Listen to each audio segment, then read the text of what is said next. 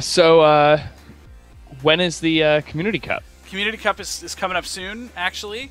Community Cup is the 12th through the 15th of September.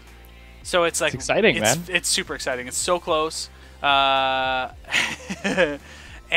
I'm just so honored. I'm knocked over on the floor, honored. There's no better way for me to put this other than I never actually thought it would happen, and so it has, and I'm over the moon. Over the moon. Oh, dude. I'm very glad it happened. Yeah. So it's I mean, like, everything looks like the team looks amazing. I'm really excited about it, and my only real goal is, so we need to win, and then I need to make sure that I'm not like in the bottom 4 worst players on the team. That's all that I really care about. As long as I don't show up as like, you know, the suckiest player on our team, then I'll be okay with it.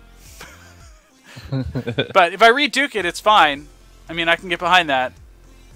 But oh yeah, I mean, I'm sure you guys will crush. Yeah, it's looking good. But yeah, Community Cup is usually favors the community quite a bit. Yeah. Well, I mean, and we've got some unbelievable talent too. So I mean, that unto itself is pretty sweet. But yeah, actually, like, so live and in charge, here we are for Compulsive Research. I'm Mr. Scotty Mac. I'm, of course, joined tonight by a returning guest. I am very excited. We saw him flex his constructed skills with us, and now we get to see him flex the other side of his game, which arguably could be stronger. We'll see. We did really well that night. Oh, man, my limited game is definitely better than my constructed game. So we have JBL, Jacob Van Lunen. You guys recognize him, obviously, from his articles everywhere, his return to the stream, and, of course, from coverage for the Wizards team. So welcome back to the show, Jacob. Thanks for having me. Of course. We are going to run some Vintage Masters again tonight. It is the name of the game. And you have had no small measure of success in this format, if everything I read is to be believed. Yeah, I mean, I've built like 3 modern decks. I built like Jund and Fairies and Red Green Tron just entirely off of tickets I got from VMA drafting. So really? Yeah, VMA drafting is very lucrative. Well, I hope we can carry that through. We did fairly well last week, so I'm really hoping that we can carry that through again tonight. So we are indeed going to open up a draft, an 8-4. So your favorite archetype thus far is sort of like the green-white deck, right? Like what sort of thing are you looking at? Green-white aggro deck. I mean, I like having a lot of benevolent bodyguards and enchant creatures to put on them. I like Dream Pod Druid. I'm sorry, I like Deft, the 1/1 provoke guy. That's the guy who I meant. Yes. And then Benevolent Bodyguard's good at protecting him. Wild Mongrel's obviously ridiculous. It's probably the best common. Battle Screech is pretty close. It might be better than Wild Mongrel. I don't know. I mean, I think in multiples it instantly gets better. Yes, that's probably true. And I think white is just the best color, too. So I would definitely take Battle Screech over Wild Mongrel, but I think when you're, playing a game, Wild Mongrel outperforms.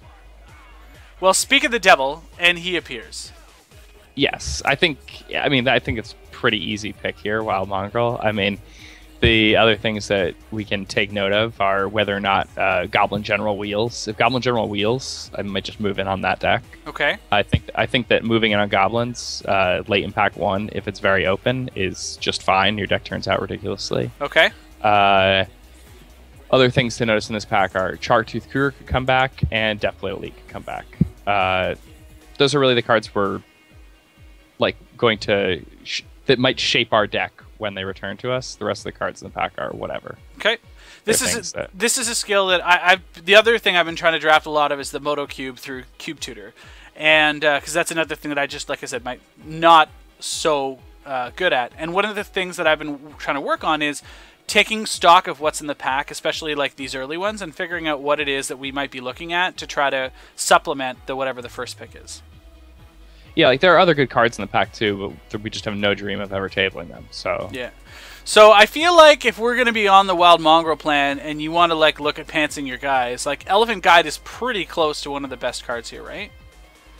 Yeah, so actually I don't value Elfin Guide that high. I even like Halo more most of the time when I'm green white. Okay.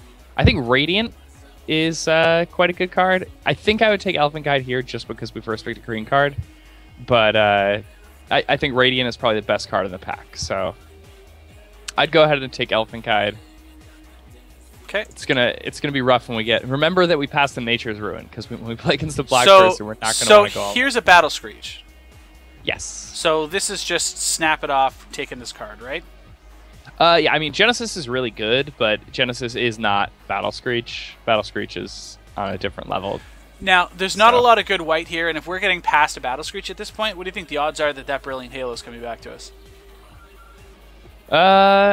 I don't know. I mean, it really depends. If somebody like opened up a Dream Pod Druid or got past one like second or third pick, there's no reason why they wouldn't just be taking that Brilliant Halo. Right. So we're totally taking Battle Screech here. Definitely. Yeah. All right. Card's really good. Now, what do you like here? Like, I like the Phantom Nomad. I mean, yeah, definitely. We did this. We did this for sure. So, I mean, you know, the Elephant Guide Phantom Nomad combo. Yeah, I mean, how does the red deck ever beat you? Now we don't even have to worry about that Goblin General we passed. We can just erase it from our brains, right. You know? So, and again, if we're on that aggro plan, I mean, you like the Emissary here, or you like the Faithful better? Yeah, I like the Emissary. It's a really good 2-drop. Is this happening again? Are we running this back? This is just how you draft this format. It happens every time. You just... All right. Okay, so now we finally get stuck, and we have to take green cards. So, do you like Giant Mantis here or Provoke? Like, this one obviously. I mean, I would not take either Giant Mantis or Provoke here. Oh, okay. So, what are you looking at doing here then? I would either be taking Chainer's Edict or Dauthi Mercenary. Sure. I think I'm into Chainer's Edict here more so than the Mercenary. But then again, that's a pumpable Shadow guy, right? Yeah. I think that guy's actually quite good in like the white-black aggro deck, which I think is one of the better decks. Okay. So, both those cards are fine. Oh, well, look at that. It's a Death Grasp, I guess. I think Death Grasp is very good. I mean, it's a fireball that gains you life. It targets creatures and players. I think that I think it's a very powerful card. Okay. And you like it over Tangle here? Yes. Okay. I don't know if we're playing green at this point. Right, right. Yeah, I play Bodyguard, yeah. Yeah. Double tethers in this pack. Oh, God. Yeah, I mean, it's a 4-mana fog. So it's like good on offense when you have bids to like draw extra cards, but that's... So the Goblin's gone, the Cougar came back. I would take Khazard-Drix. You would here for sure? Yeah. I think Khazard-Drix is a lot better than a lot of other people think it is. Okay. I mean, it's a 4/4 first strike. For 4 if your opponent has no format, creatures to play, you're winning. Fallen Ascari is great. Yeah, I was just thinking that too. So there's a chance here, a good chance we're not playing green here at this point, right? Yeah, I'd say we're probably not playing green. I know our first 2 picks were green, but I mean, you can't just force turn something. Away from yeah. Yeah, exactly. Yeah. All right. What's up, Narian? I would take Rescind. Yeah. This is still not good ever, right? Like, that's 5 mana for a do-nothing. I mean, there are matchups where you sideboard it in. Really? If you want to take it, that's fine, yeah. Okay. I would take Repel. Or Barrenmore. Barrenmore, I guess. Barrenmore? Yeah. This card's so bad. Like, it's yeah, so I mean, bad. Like, I've played it. Oh God. Well, I don't want to play it here. Don't get me wrong. Like, it's definitely not making our deck. It's good in like the mono black. I'm all Dark Rituals deck. Sure. Well, we got the Provoke instead, but that's fine. So pack 2. So here's the Living Death, but there's also a Soltari Trooper, which I think is probably pretty good for us here. Yeah, Living Death is an incredibly powerful card. It's, you know, if you have a lot of cycle creatures, especially like the white, red, black cycle deck, Living Death is the best card you could open in that deck. But we are not that deck. I would take Solitary Trooper. Yeah, and also I've noticed that if that step comes around, that's nice. So yeah, I think that as far like we're not really going to table much out of this pack. I think that you're right. Our best shot at tabling something is really just the step. Okay. So here we have like second Khazad-dûrix or the second Phantom Nomad, and I feel like it's Nomad, and I don't think it's particularly close here, right? I agree. Yeah. Yeah, it's definitely Nomad, and I don't think it's very close. Okay. And there's a War Chief here, so it might be a somewhat reasonable red deck, but red is not going to be a problem for our deck. No. I mean, we've multiple Phantom Nomads. We have... Yeah, Khazad-dûrix is actually pretty good against the red deck. I was just thinking that, yeah. Yeah, I mean, it's a 4-power first strike guy. Yeah, it deals 4 damage to you if your opponent has no creatures in play, but if they have no creatures in play, you're just killing them. So. How are we not taking this Trooper again? Yeah, I take the Trooper over the Edict. Yeah. I think it's a better card.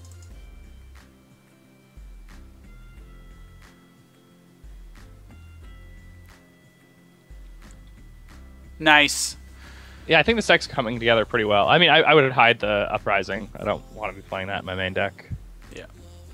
But me and those Battle Screeches. Really grindy decks. Yeah, Battle Screech. It's really good. We got it like third too. Like, what do we? I just don't even know. It like completely changed the context of our draft. It really did. I'm gonna put this. Our first 2 picks were green cards. Yeah. I'm gonna put this here for now. There you go. Actually, I don't even need to. I just put this here so you guys can see it. That's so good. Okay, so here we've got. I think we actually have our first couple options here. Yeah, this pack has quite a few options. Yeah, obviously Memory Jar is a really powerful card, but I don't think that's really what we want to be doing in our deck. We're probably trying to kill people a lot faster than that. So I think Gustcloak Harrier is probably the pick. Yeah, that's what I was thinking too. The other, like, obviously the Buzzard can be fairly good against us, but I mean, like, and Famine as well in that same sort of issue. But I think you're right. If we're looking to just get them dead, Harrier does a really damn good job of it. Yeah, I think Harrier's a great card. So nice, we'll do it twice, or do you want this Mercenary this time? Also, Armadillo Cloak this late is hilarious. Yeah, that's a really late Armadillo Cloak. We do still have green cards.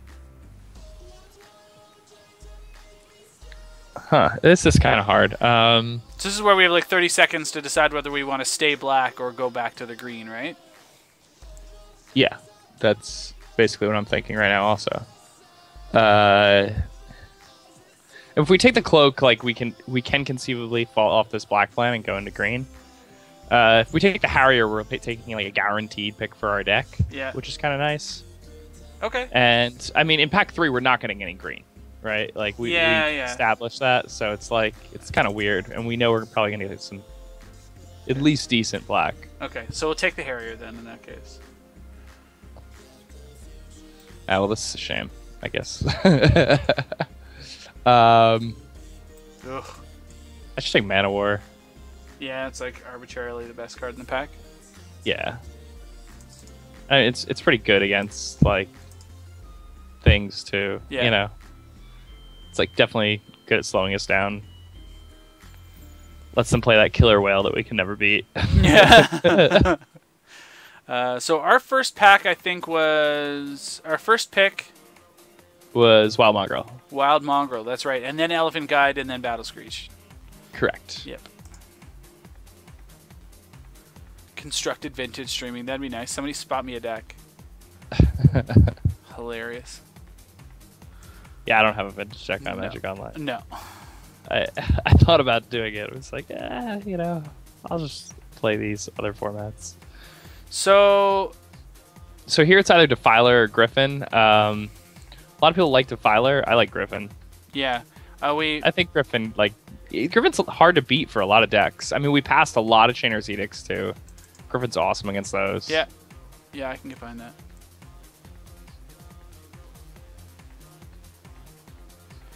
Yep, our predominantly white deck. That depends how well this one goes. How many drafts are we doing? I'm like, well, my God, what are we even doing here? Yeah, that's a good card. I would take it. I mean, so now we've got all that ugly. Just take the Floodplain, right? Sure. Yeah. Hey man, you never know.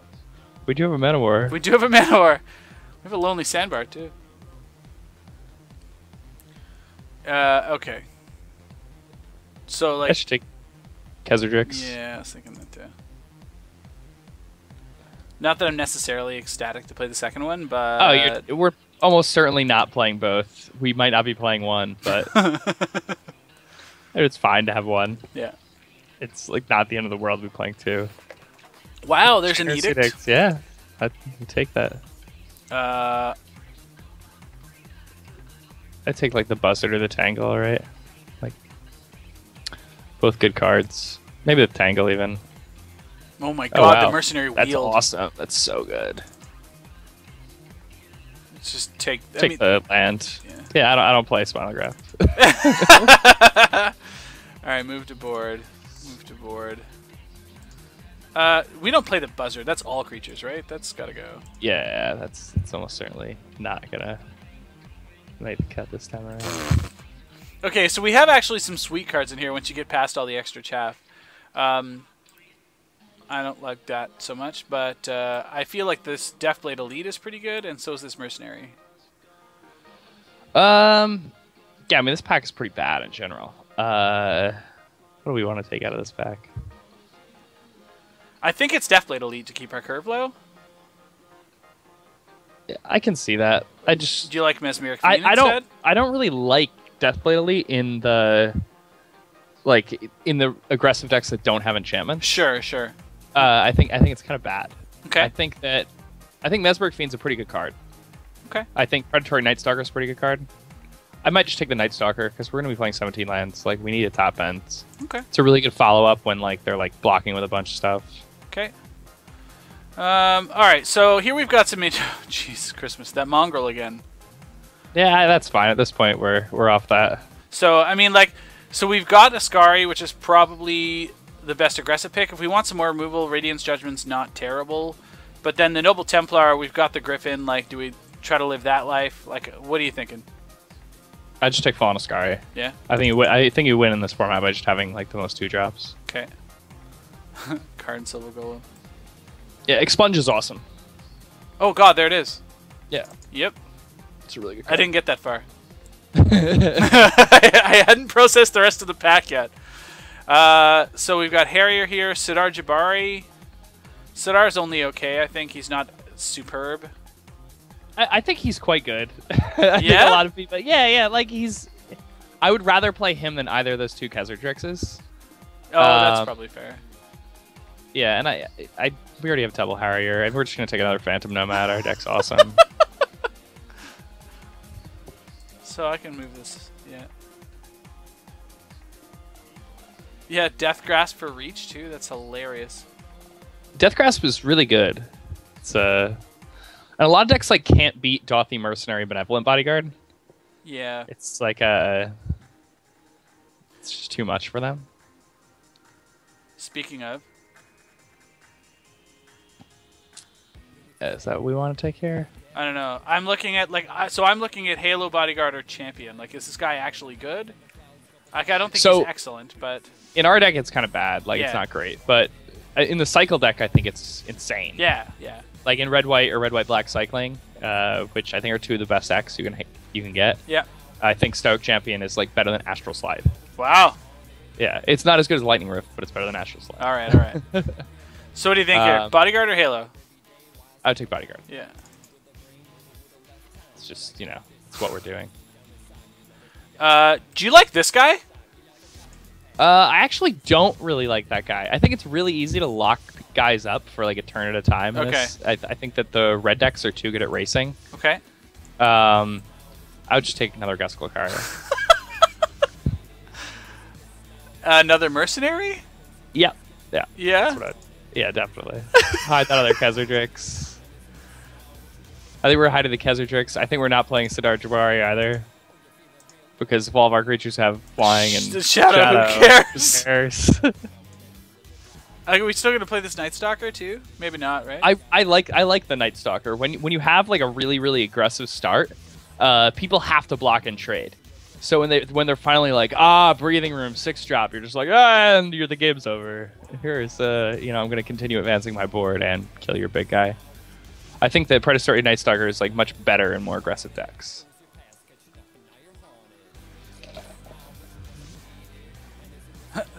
Are you friggin' kidding me? Yeah, I would just take the Psychotog. We already have a deck. Psychotog is really good against our deck. Oh, okay. Psychotog is also just an incredibly powerful card.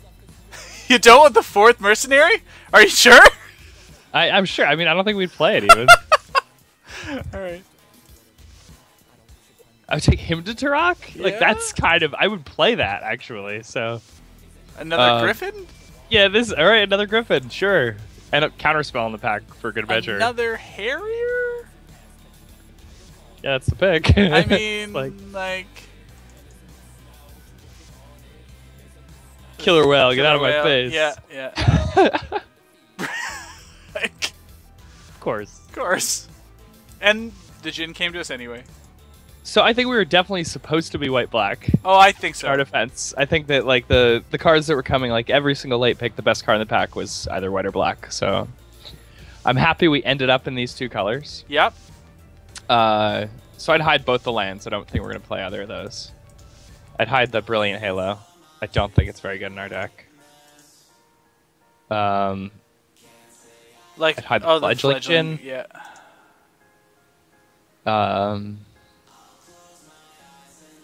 Jeez. Right? All right. Yeah, I guess I wouldn't play the bodyguards. Maybe. I mean, they're.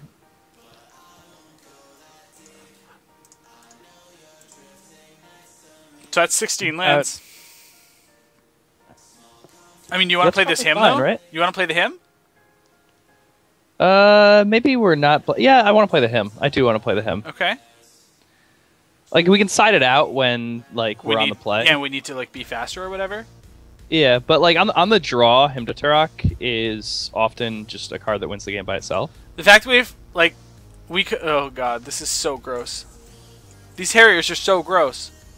I mean, our deck is just like we have multiples of pretty much like almost everything.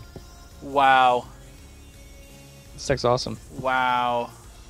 I kind of want a 17th land. Okay. I would cut a Harrier. Yeah, I think so. Or no, I'd cut a Mistmoon. Okay. Yeah, we're not getting as much value out of our guys coming back, right? Yeah, I mean, like that's the other thing about like playing bodyguards. It's like not great with Mistmoon Griffin. Sure. I guess it's fine. Like. All right. Yep, I like that. I felt like the extra one's good because if we're gonna potentially hit him on 2, or even 3, Yeah. we're gonna want the extra black land. I mean, him is like normally like a turn 5 or 6 play for the record. Him is last when 2 your cards opponent out has of your hand. I mean, like that's a nice way to do it. It's exactly how you draw it up, right? Yeah. But sometimes if you're on the draw and you have the mana to do it, you just him people and the game ends. So this is pretty gross. This is a very good deck. We have a lot of aggression. We have some removal. We have some removal. You know what? I think we should be 10-7 in favor of white, though. You think? Yeah, we have multiple emissaries and stuff. Like, so we're gonna have things like to like dump our white into. Sure. Oh yeah. That's right. We got to pay for these guys. Now we got the mercenaries too that we might want to pump though. That's true. I mean, we have like plenty of mana though, Yeah, right? it's fine. Like 17 lands affords us the opportunity to play like this. Yeah. Maybe we do cut the hymn actually. We can just side it in when we're on the draw, and then we could play maybe one of the bodyguards. I don't know how you like that. It's fine. Yeah. Well, like, what creatures are we trying to protect with the bodyguard, really? Like, I guess it's really just to push it through, right? Just anything. Like they play a removal spell. We like countered it with a card that already dealt them 2 damage and that we don't have to pay mana for. Yeah. Bodyguard's like pretty good. It's obviously not as good as it is in a deck with cards like Armadillo Cloak and Elephant Guide, things like that. But So, all I need to do is draft with people that are equally as bad at this format or equally wanting to do sweet things, and I'll be fine. And I can just pick up all of these commons and uncommons and clean house, right? Like, that's all we need to do. Yeah, I mean, doing sweet things is sweet, man. Like, sometimes you end up with a sweet deck, but sometimes you just get... when you open up a pack that has nothing particularly exciting, like nothing that you really want to work with, and a Wild Mongrel, and then you get past a pack where, it's really unexciting, and you end up having to take an Elephant Guide, which I think is a really, really bottom of the barrel for a second pick. Yeah. And then you get past, like, a third pick Battle Screech, and then just the white starts flowing. Like, you just end up in this deck. Sometimes, though, like, you open up Survival of the Fittest, and then you get to do something really exciting and, like, win the draft. Sure. Or sometimes you open up Grand Coliseum, which is, like, my favorite card to open. All right, so we're happy here? Yeah. All right, so I'm going to submit this deck. All right. Yeah, this is pretty ridiculous, I have to say. That's another good one. Get rid of. I don't think it's as good as the last deck you had. That last deck was pretty gross, right? Yeah. Yeah. Although, I'd say this is pretty close. It is pretty close, yeah. It's a very good deck. It's a 3/3 on attack. It's pretty good. Yeah, I mean, the Fallen Ascari is one of the better 2-drops in the format for decks that are attacking. Yeah. I played it, so I played a lot with him back in Visions, right? Like, so I did. Back then, he was broken. He was dumb back then. Yeah. He was. I mean, he was fine. But yeah, so I played him back then, and he was very, very good. So I figured that I played in that whole flanking block. It was good. But I guess Shadow becomes like really good for us since we drafted 95% of the Shadow people that came through. Yeah. So that's pretty good. I don't think many people are gonna have many Shadow cards to defend against us. Yeah. So of course, everybody, make sure that the good fine folks over at MTGO Traders, they take care of me each and every week. Make sure you go and give them your business. Tell them Scotty sent you. Use my promo code for 8% off all your singles when you buy via PayPal. So there it is up on the screen. So good luck. All right. Blue 295, prepare to die. My name is Inigo Montoya. You killed my father. Prepare to die. I'm gonna try something else here.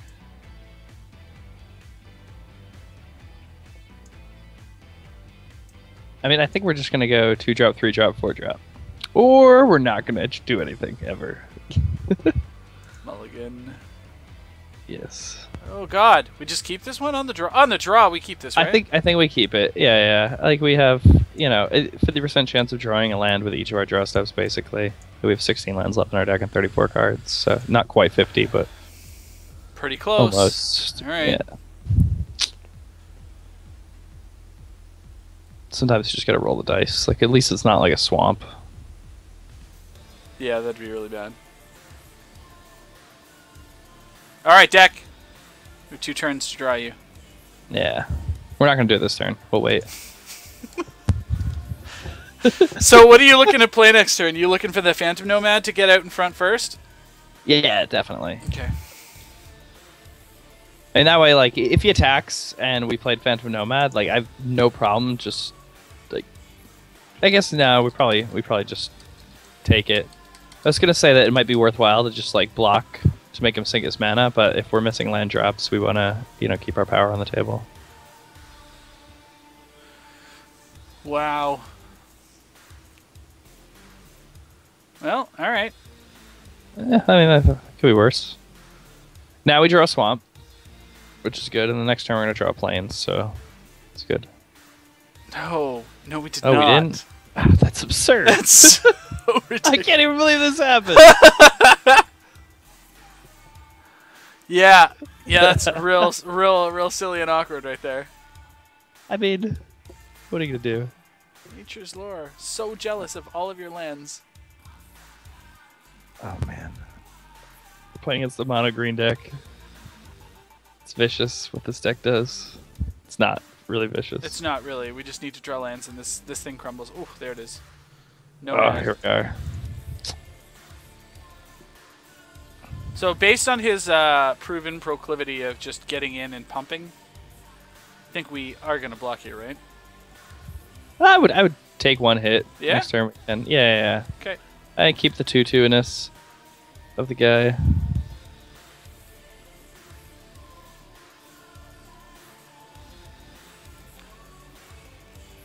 Brindle Shoal. Brindle Shoal. Okay, so. Yeah, Brindle Shot's like pretty good against our deck. Yeah. We have the plains. Oh, nice. It's a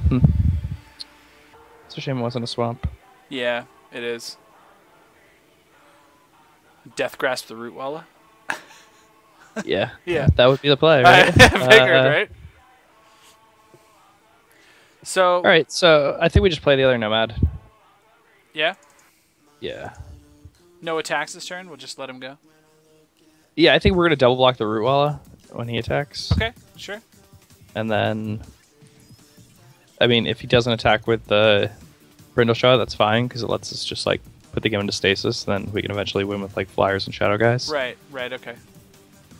And if he does, we might just have to double block it next turn. But I think for now we just double block that Rootwalla. Okay.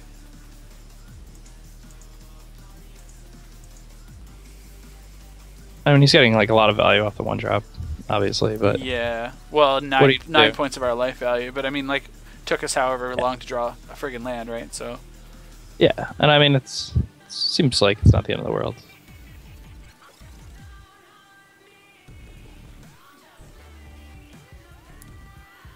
Oh goodness. It's just that's fine. Oh, okay, sure. Yeah. All right, land. Oh, it's a good That's card fine. for Just us. play Harrier. Attack him for 2 as I go. Yeah.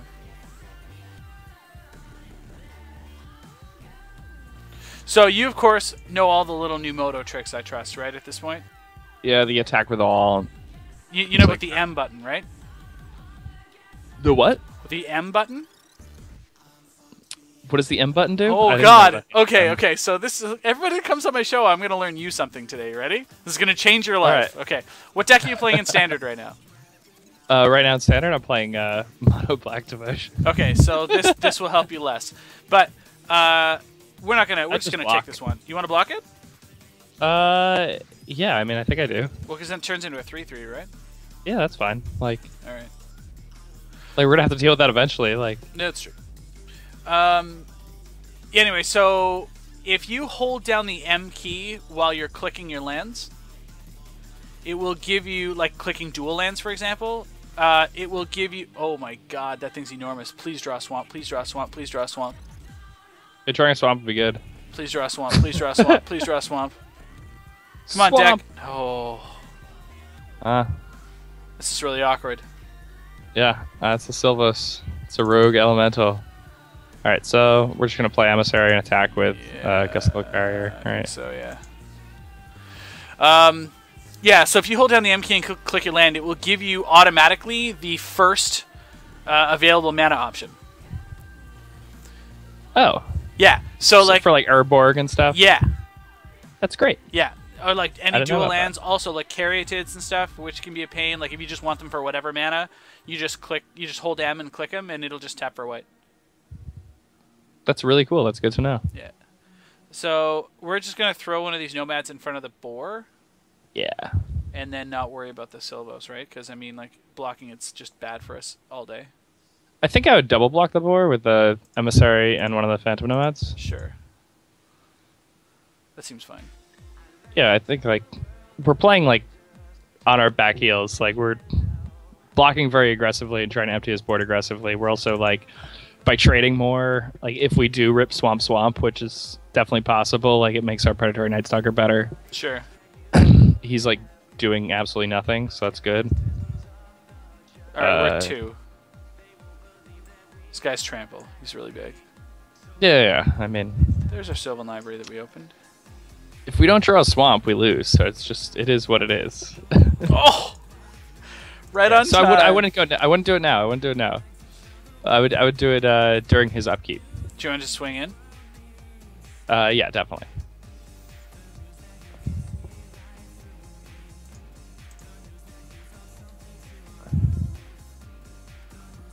And by doing it, like, So is his upkeep stopped? yes. Okay, yeah. Now, is there a reason to do it on By his doing it upkeep on- instead of now? Yeah, so he's gonna make a mistake, and he's gonna think that he can regenerate, and then he's gonna like spend mana on his turn. That he wouldn't have Oh, had to you're like us. next leveling it.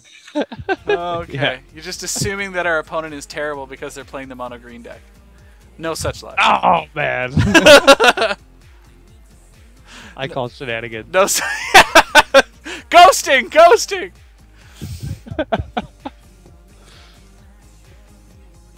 Alright, so here's where we turn this around, right? Because like now he plays a guy, we rip another swamp, play the Night Stalker, and then things go to town. Yeah, and then like we just death grasp him to the next turn. Sure. It's really quite easy. It's elementary.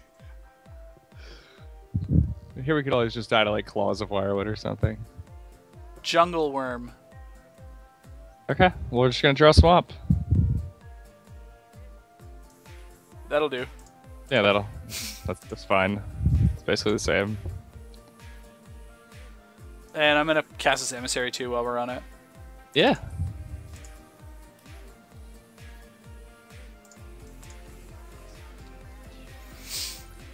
Yeah, like this is absolutely fine. This is just a regular old game of Magic, you know? Oh lord.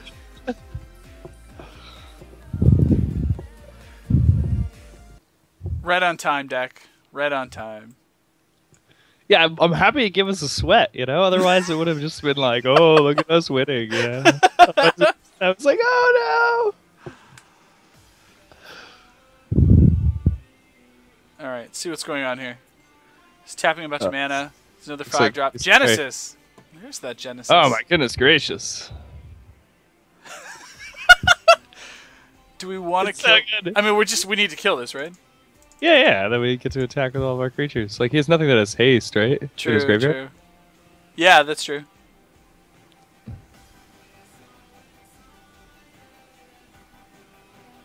Or actually, we could have just killed him that turn. We should have just killed him. Oh, with the Death Grasp, yeah.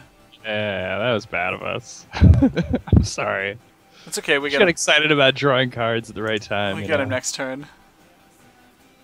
I mean, what? He's not playing. Oh, I guess because we could die to Claws, right? You said. Yeah. The Claws of Wirewood. Ugh. Oh, he's got the Simian Grunts. That's okay. We'll Death Grasp him to death next turn. Yeah, kill the Shadow guy. You got it. It's fine with me. You're gonna draw and concede anyway. Yeah, he's gonna die. We have to block, but Obviously. I mean, it doesn't matter. No. We are winning. Chainer's Edict flashback is 7. So that's a Yeah. thing. Yeah, I mean that's like it's very good though. Oh yeah. I mean it's like an incredible card. I mean, like you just magically get this if value. we're at turn 7 with mana, then the board state is literally top deck, top deck, top deck. So he's paying the Echo. Okay. Oh, he's paying the Echo and he's Genesising? What did he Genesis back? Brindle Shoat. Oh yeah, that's fine. Doesn't matter. He doesn't know that it doesn't matter, but I mean he thinks he's just stabilized. Yes, He's pretty he proud. does. He's pretty proud of himself. Death Grasp kill you? Kill you? Yeah, you got it. It's a big guy.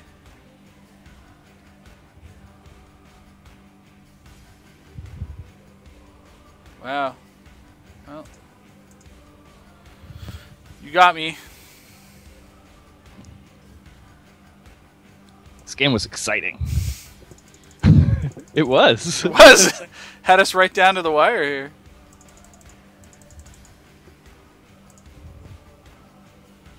Kill you?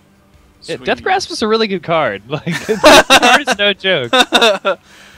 Alright, so what do we like here? Any cards we want out of the board?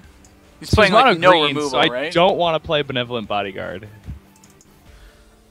I think Miss Moongriven is good at chump blocking Yeah, and like trading hits. sure. I don't know how you feel about that. It's fine. I think that yeah, that's the only change I would make. Oh no, we're gonna be on the draw, right? Yeah, Okay, I take out that Miss Moongriven. I put in Hinterturk. okay.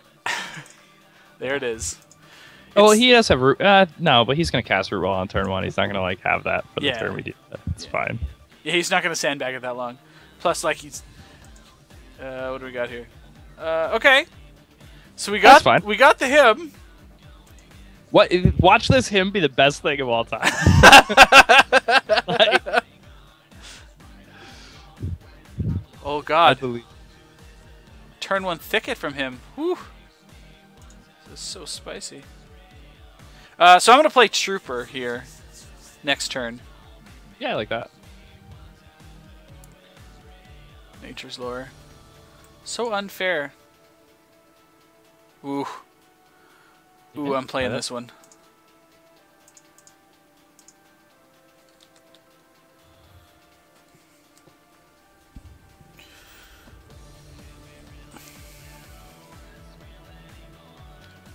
Yep, nice 4-mana card that attacks for the same amount as our. You know, it's funny because I was gonna play the Harrier, but now I'm not gonna.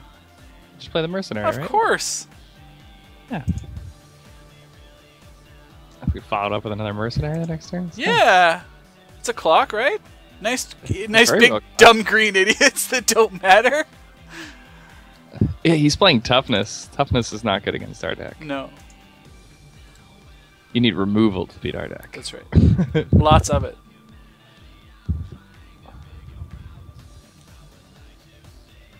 No blocks. And what's really sweet too is that this next turn we're about to draw another Black Source, and then we're gonna him away the only cards that matter in his hand. No. Oh, that's sad. Would have been really good because we could have himmed him and then cast Emissary. Yeah. Well, Oh, so we Well, have a attack we have a both our 5/5 guys. guy here that's gonna bash us. Does this even matter? What are we gonna do? Like, I think we have to just attack with both of our guys, and then play another mercenary. yeah, I don't think. just get the clock on. Yeah, like I mean, if you want, you can like. I think it's just the most mana efficient play. I think it's kind of like the play we have to make here. Okay.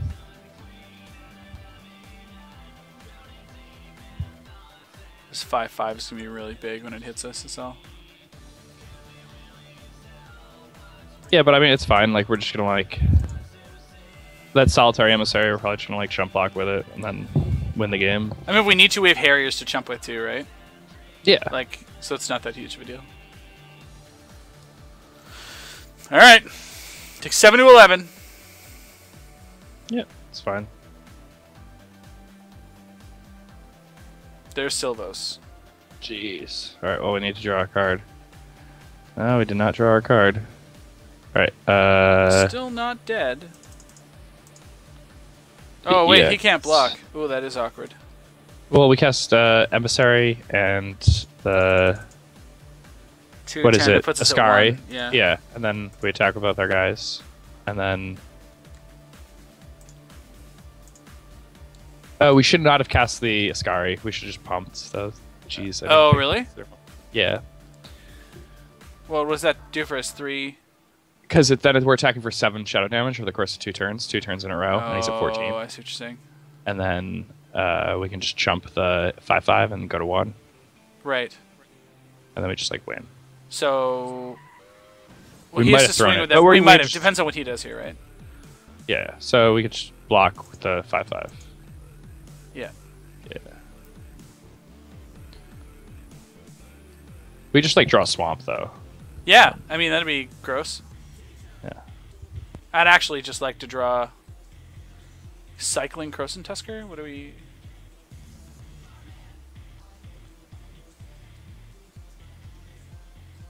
Got the forest. Like, he has to have something here, otherwise he's dead. Oh, okay. That guy's an idiot. Man, we should just pumped. That was so bad of us. Swamp, swamp, swamp, swamp, swamp! Never Yeah, punished. swamp. Never punished. Damn it. Boo. Alright, yeah, we lose. 2, Yeah, 4. that sucks. But, you know, such is life. Sometimes you play bad, you get punished for it. Alright, alright, alright, alright. So we need to slow down a little, no problem. So we're gonna keep this him over this benevolent No, bodyguard? no. I think we're gonna. No, we're gonna bring in the Miss Moon. Oh, okay. Okay. Okay. Yeah. We will I knew play right when we first. attacked, I was like, oh no. So no, this is the hand that we wanted the whole time. Yeah, this hand's sweet. I mean, this hand, like, it has one more land than we would hypothetically want, but, you know. All of our lands are going to come this game. Terrible. Swamp would have been nice. That last game, if we had a swamp to make him pitch that Sylvos, Yeah. that would have been good. All right, deck. Had enough of that. And stop giving me those now. Yeah. And I don't think it's really the end of the world. I think we're just going to win this game pretty easily. His deck can't really interact with this draw at all. Especially, jeez, come on, deck. It's rough, but again, I don't think it matters. I think we're just going to kill him.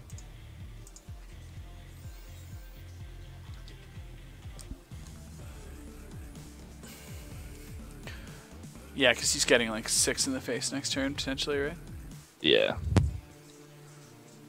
Not many more attack steps till he's just dead. Yeah, I agree. Yep, it's fine.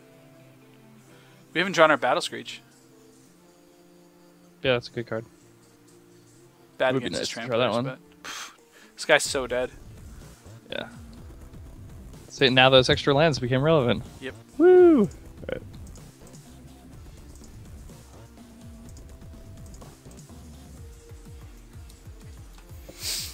Yep. Yeah. 6U. This is fun. How's your green deck feel? Pretty good? You like it? It's a shame too, because like, we could have. Oh, we don't have to kill that. No. Just play another swamp and attack him, pump again.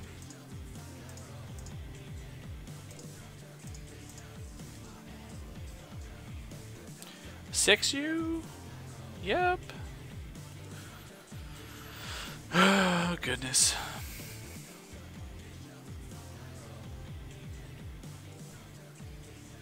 Provoke! You just want that card, Doesn't huh? matter, we have Shadow. Yeah. Yeah.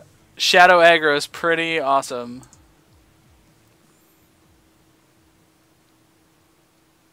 Okay. No blocks. Shadow's a hell of a mechanic. Yeah. Shadow Man. Giant So Mantis. sweet. Why do you even? Thank you. Throw away the second game, win the match anyway. Casual. Alright, now we can take a look at our deck now, because Magic Online is pretty good for that now. Freeform. So that's our deck. Yeah, this deck's sweet. Pretty gross. Yeah, that Mercenary puts in some ridiculous work, huh? The card is good. I think that that card is pretty underrated too, because I think for like the aggressive decks, especially like the white-black decks, like it's really hard for a lot of decks to deal with. They need a removal spell for it, and it's just a mana dump because you're playing these decks with really low curves, but then you still need to play like 17 or 18 lands because it's limited and you don't get like dual lands and stuff. Yeah. So it just gives you something to dump all your mana into, and if the opponent doesn't have a card that kills it, they just lose. Yeah. Nice. I like it. So the Ascaris are really good early and terrible when you're behind, which is fine. Yeah, I mean, they're also just particularly bad against green decks. Yeah. Like, I think maybe we should just sideboard those out, I think, the more I'm thinking about it. Like, he was all, like, Giant Mantis-y and Yeah. Genesis and Jungle Worm and... Yeah, he's not doing any work. In that case, we probably would have been better with, like, Sidar Jabari or the Griffin or both. Even the Halo might not have been abysmal. But... yeah, actually, yeah, I could have easily seen us taking the Ascaris out for, like, the him, the Griffin. And, like... Yeah, him and Griffin. Yeah, I like probably. that. Probably. Even though, like, I mean, Sidar Jabari does work, but he does a lot more work when you have the deck with the trappers, the tap guys. What are they? Yeah, The the Beneless Beneless trappers. Trapper. Yeah. Then like, Yeah. see, like he did a lot of work for us here last week, because we had like Yeah, double he's- trapper and Jabari, and plus the Death Blades. Like we controlled combat pretty well. Can we please Those modern? green white decks are... They're pretty powerful. Yeah, and I powerful. mean they're really good at like controlling the board. And so like even though like there could be like a huge board on the other side of the table, you can like, and all the other creatures are bigger than yours. Yeah. Like you can still control combat really well, which is cool. Yeah. The white black deck you more just like kill their big guy or just attack them with everything and let one of your guys die and then kill them the next turn anyway. All right. So white X aggro decks in Vintage Masters. yes. The key to victory. The white X aggro deck. Solitary Trooper, fine man. Phantom Nomad, fine man. Yeah. It's so funny because drafting these decks has taught me how good Spark Spray is. You know how late that card goes? People like don't understand that Spark Spray is like legitimately first pickable. Yeah. Yeah. Well, that's the one where. So was that 1 damage to each creature? No, it's just 1 red, 1 damage to target creature or player, and then cycling for 1 red. Oh. Yeah, because you kill like any of the major problem creatures. Yeah, that makes sense. Card's really, really good. I mean, it's also just obviously like good when, like, if you backdoor into a Rift. Like it's 1 red mana, draw a card +2/+2 for your Stoic Champion. It's the Astral Slide, it can do like pretty broken things if you get like the Astral Slide combos. But like Astral Slide is really hard to make work. Like you need, like I'm not looking to Taro's Faithful combo people. You know, like I want to I want Flame Tongue Kavu. I want like even Predatory Night Stalker. I feel like it's a little too slow because it costs 5. Like I really just want Flame Tongue Kavu and like Beetleback Chargers. Yeah. Or like Beetleback. What's the Beetleback guy who puts the? He puts a 2/1/1 goblins into play, right? Yeah, is that Beetleback Charger? That's what he's called. Whatever that guy's called. Yeah. Yeah, you want that guy, and you want Flame Tongue Kavus. Those are the ones you want. Nice. Manowar, that's a good one. Yeah. Brago is a crazy rare as well. If you can get him early enough and build that deck, that seems pretty crazy. Yeah, the King Eternal. The King Eternal. He is the king. He's very good. I'm playing him casually, and he just is broken. Just so broken. Every time I've got him in conspiracy drafts as well, he's just been completely absurd. So, there's not as many value creatures in conspiracy as there is in here, but anytime you get to blink like the guys that come into play with counters equal to the number of whatever, like creatures or tapped lands or instant sorcerers or whatever, and then you like suck off all the counters to do something else and then just blink them. So good. Such value. That's like that's an old school style value too. Yeah. It's like Magic in 2003. Yeah. Well, hey, listen. Counterpost was the first deck I ever fell in love with. That's a sweet deck to fall in love with. It was very sweet. Jeldrin Outpost and I go way back. And then after that, it was Browse Digger, which I had a lot of fun with. And yeah. And then I started playing real decks like Necropotence. And yeah, like I remember the first deck I ever like won a lot with was also a Necro deck. It was some like good Cadaverous Bloom combo deck. Oh, nice. My brother actually played a Tombstone Stairwell deck during Black Summer, and it was based around all the skulking creatures. So it was around like Vision's time, okay? So it was, and it played Soul Shrieks, which is the 1 black pump spell that says like creature gets +X+O, where X is the number of creatures in your graveyard, and then kill that creature. So it's ridiculous, right? Because he'd be like trading guys early, getting in all this early damage. All of his guys are dying, and then like every turn he's getting like 6 or 7 or 8 new guys because there's that many guys in his graveyard. And then all of these tokens come into play, and they have haste, so you attack. And then, like, they can only block so many of them, so you just Soul Shriek one and 10 your opponent. It was really hilarious to see how well he did. He took it to a PTQ, like a first PTQ we went to, and he almost top-8'd the thing. It was ridiculous. Oh, that's awesome. Yeah. I decided to play it safe, and I played, like, a Maro Urnam-Geddon deck. Yeah. See? Dude, that's so old. I know! I am old! Are you kidding? God! No, man, I was playing that too. It's not... I'm just trying to remember, like, whoa, what was I playing then? Okay, the most fun... Prosperity? Yeah! The most fun casually I had was with a Grixis deck, that played Mana Flares and then all of the like 4/4/5 drops. You should just be like Mana Flare, and they'd be like, okay. And then you're like 5-drop with counter backup. Because you play counter spells, right? Everyone played counter spells. And then, of course... always 4. You had to. Always. And then you play... I was also playing Elemental Augury. Because I hate my opponents. Seems like reasonable. Yeah. You said to go with that one. Yeah, there was a hilarious deck that was designed around, like, Skull of Orm and Elemental Augury, and then basically just, like... and Millstone? Yeah. So it's just like locking your opponent out of drawing any good card ever. It was fun. But yeah, playing Magic back then, that was fun. Those were the times, man. And these vintage masters, man, they're very much just like that. These rounds are... Yeah, they really do feel like old school Magic. Yeah. I think that's like one of the reasons why I like it so much. Well, and it's funny because like when I started to look at the spoiler, I thought... Like, Vintage Masters, shouldn't these cards be ridiculously powerful? Shouldn't they just be, like, over-the-top crushing everything? And then you have to sit back and realize that, like, this is what we battled with in Limited. We're 1/1s and 2/2s, right? Like, the 2/3 was the mythical unicorn that you were like, oh my god, this Trapdoor Spider is amazing! You know? Yeah. I mean, that's the truth of it, though. It's like, you know, these spells all existed in a world of, like, horrible, horrendous creatures. And it's really funny that like you just put all these like awesome spells into a world of like 2/2s for 2 mana. Like suddenly the 2/2s for 2 mana are like, hey, we're ready. Yeah. Let's do this. It's our time. Let's go. Yeah. But I mean, the aggressive decks are really good. So the one deck that I'm interested in seeing that I haven't really actually had the opportunity to either play against or really like see in action is the Goblins deck.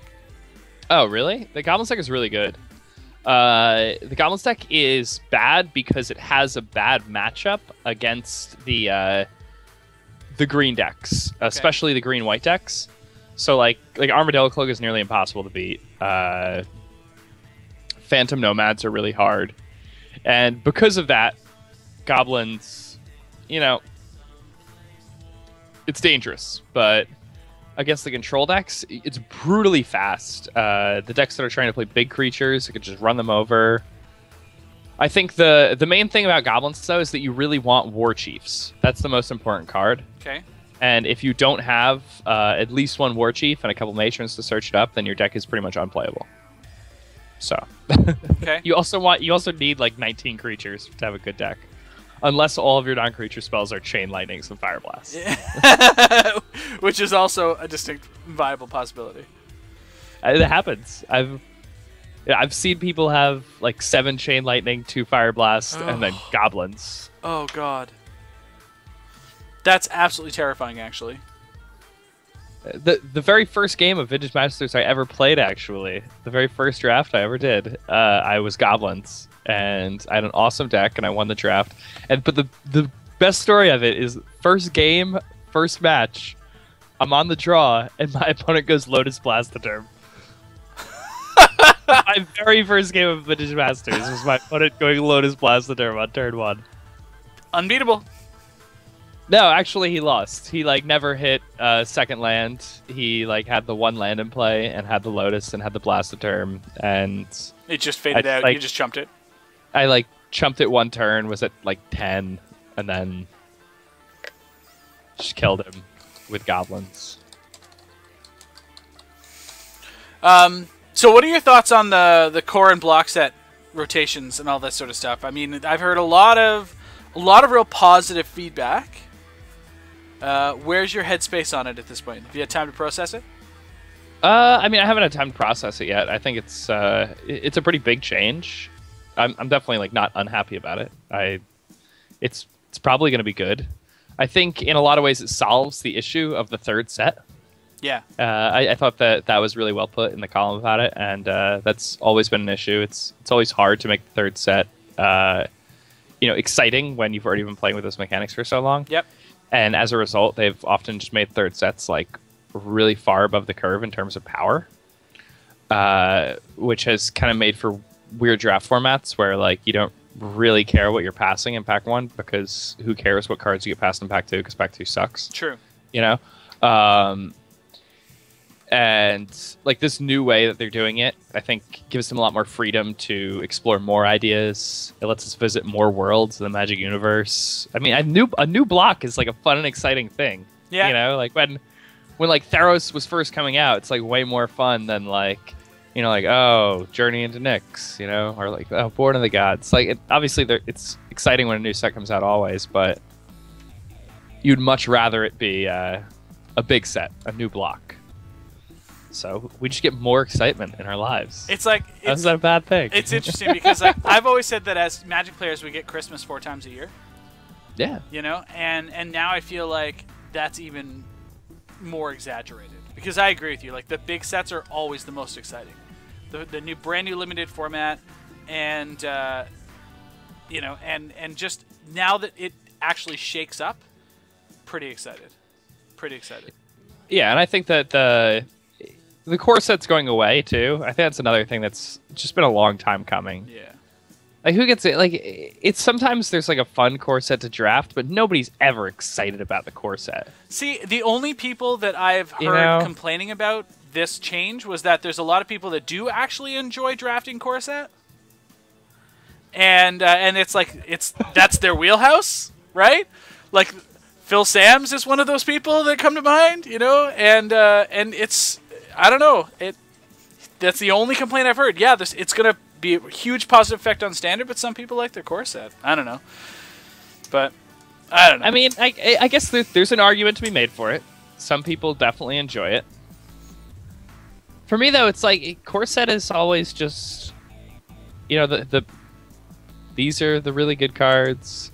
I feel like core set, there's often like one color that's like oppressively strong. Yeah.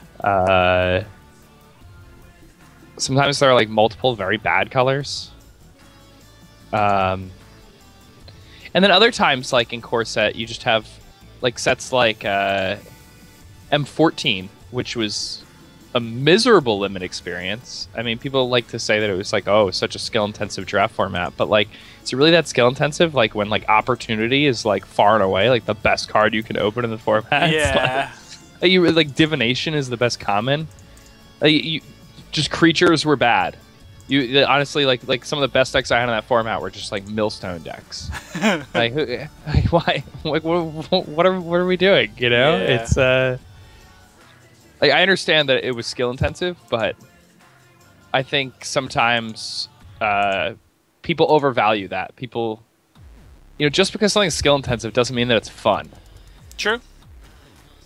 You know, like it's not fun playing chess against the chess master. Like that is not like an enjoyable experience. He was like, "Hey, you want to play a game for fun?" And you'd be like, "Yeah, sure, let's go, let's do this." So, so you people, there was asked. We talked about this early, but I guess some people showed up late. How much power have you opened through Vintage Masters drafts? You're saying you've basically like solely funded 3 modern decks on it, right? Yeah, so I've opened like over 10 pieces of power. I haven't opened any Lotuses. I've opened up more than one Ancestral, more than one Sapphire. I've opened up a couple of Twisters, which is not really power, I guess. And mostly, though, I've just been just running through packs. I mean, for a while in the beginning, like I went on like a little bit of a losing streak when I first started. Yeah. Because I was trying to get like too cute. Okay. And then I quickly caught on to the power of the white-based aggro decks, and immediately just had, you know, like 35 VMA packs, and it's just like it's very easy to go on a run in this format. Yeah, I would just play like what are we playing against? So what does he do? I don't know. Omen Speaker, like whatever. So I'm pretty sure that since I want to set up for this Nissa next turn, my options are I can like take 2 and play the Temple Garden. I feel like my life total is not really relevant, and I think I could just like take 2, play Xenagos, and make a guy. And then next turn I've got options to like use Xenagos plus to fuel Nissa if I need to, and I still get a scry out of it. Yeah, that sounds good. He apparently didn't like my deck, or didn't like my rate of play.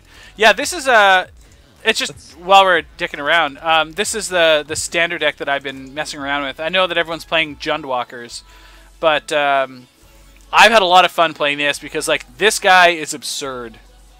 That guy's so good. So good. And I mean, like when you can make 7/7 trampling lands, that's living the dream. And when you can make 5/5 hasty satyrs, that's similarly living the dream. So, and I mean, even 3/2/2s is not great, but you get the idea. Yeah, no, I mean, Johnny's really good. I don't know if you read. I read everything. Everything you I read. wrote an I article about where I played Heliod's Pilgrim. And like it was like a Naya deck, very similar to this. Had like a Johnny's, some Nissas, and just like Pilgrim, Chain of the Rocks. Like the Pilgrim was basically exclusively searching for Chain of the Rocks. Yeah, yeah. They're here on the board. Yeah, because like with a Johnny in your deck, Pilgrim becomes like relevant. Yeah. You know, you can just like play that guy. Suddenly it matters. Yeah. So I've been dicking around with it. It's been fun. All right, good. So these people are still outstanding. Yeah. Okay. Yeah, it's so weird how long matches take when you're playing these VMA drafts too. Have you Well, noticed especially that? with the white aggro decks, because I'm just like, boom, you're dead, and now what? So I mean, we played like 3 like healthy games there. well, no, let's be honest. We played 2 healthy games. That last one was not a healthy game. That was kill you, kill you, kill you, you're dead. Well, I mean, that's kind of how like the first game was like us missing land drops, Yeah. and then the second game was like similarly like he ramped into like huge creatures, and then we forgot to pump our mercenary. Yeah, yeah. Like we played an Ascari instead or something. So you have any thoughts? What would you change? What do you About like? this? Yeah, what do you like? Just offhand. Offhand, I don't know how much I like Ooze. I think Ooze is really good in the Jund versions of the deck because they have so much removal. Sure. So you can really like get them. Yep. You know, but I think in a deck like this, like you really just like have mortars. So I don't see Ooze being too strong here. So would you like I could play? I mean, I could play. I like Lion. Lion has been very, very good in this deck. Yeah, I could see you playing more Lion. I like that. Okay. I think I don't hate more mortars even. I think mortars is really, really good right now. Okay. I think it's good against Rabble Red. It's good against the white black decks because they're all playing a million Blood Barons. Yep. Blood Baron, by the way, I think is just awful. Like as a Magic card in general. I just Or think right it's now? so bad in this format. Okay. Like I think it is like the biggest thing holding back these white black decks. Obsidat is so good. Yes. Like the difference between Obsidat and Blood Baron as Magic cards go, like Obsidat is so much better. Yeah, by not. Just Yeah, really- by a lot. I agree. I agree completely. And like I understand that like in the green-white matchup and in the white-black mirror, Blood Baron is better, but in every other matchup, Obsidat is a trillion times better. Yeah. And yet they're playing like one Obsidat and like 1,000 Blood Baron of Escopas. Yeah. Doesn't make any sense to me. Yeah, a little bit of inbred testing, I think, perhaps. I think you're right. Oh man, I could never beat that card. I better play more of it. Yeah. It's not like this matchup just comes down to Thoughtseize Pack Rat 85% of the time anyway. Yeah. No, this is so let me tell you, Steadfast also been stellar. Oh, really? Yeah. So I like that card. I mean, it's really powerful. I haven't tried it yet, though. in this list, basically, I was playing Unflinching Courages before. So you could just like suit up guys and just make them really big, gain your life against like the red decks and stuff. But so with Steadfast, like my sideboard for red, I'm taking out like Charms, and like these 5-drops. I think no, I'm cutting the Xenagoses for sure, a Nissa and 2 Ajani's I think, and the Celestial Charms 1, 2, 3, 4, 5, 6, 7, 8. Yeah, and then bringing in like 3 of these, 2 of these, 2 of these, 2, 4, 6, 7. Like a chain for like Phoenix or something. Yeah, maybe. Yeah, I think that might Oh, be you it. could probably take out the light too, right? Yes. Yeah. But basically the idea is like I can drop these like big fat guys, like even just Courser, and then like you play a Steadfast and you just plus it and bash them for 3 and gain 3 life. It's just like, and I still have a blocker, right? There's games where I've just like Smiter into Steadfast, and they just go scoop because there's nothing that they've got after that. So he's 5 loyalty Planeswalker. Yeah, that's actually so hard for them to deal with, right? Yeah, like they have like, and it's making all of your guys not only like a huge threat, but you're giving you life and defense, and it's like because of the first strike, it's functionally unblockable. Like it's just so good.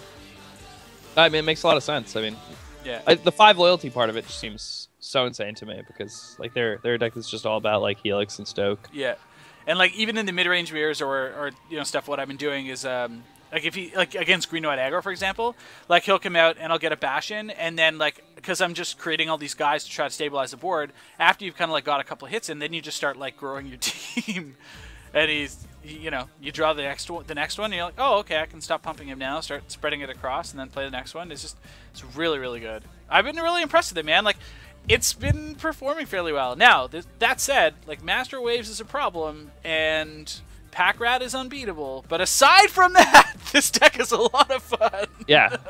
No, I completely agree with you. I think that I think the format's going to get a lot better after rotation. Mm-hmm.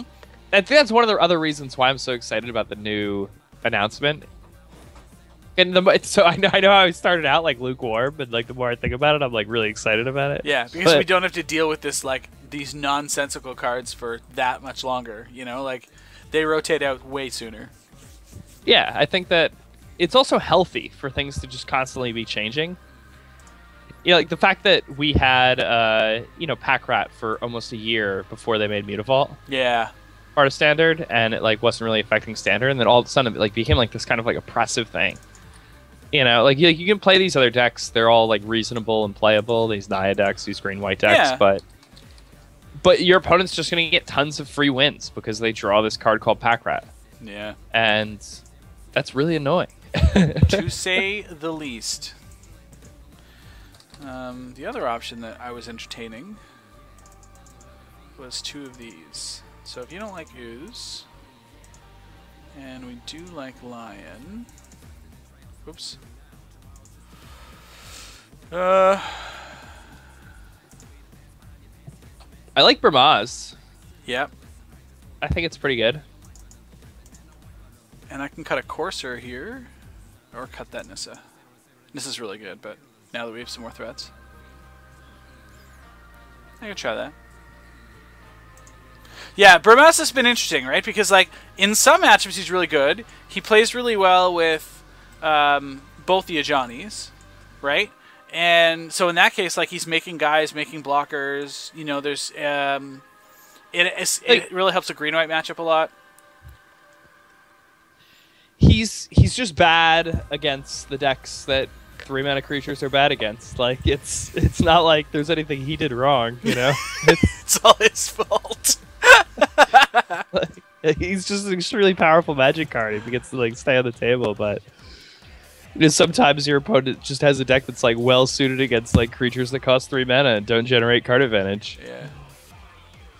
And I mean that's often the case because people have like Supreme Verdict-y things and whatnot.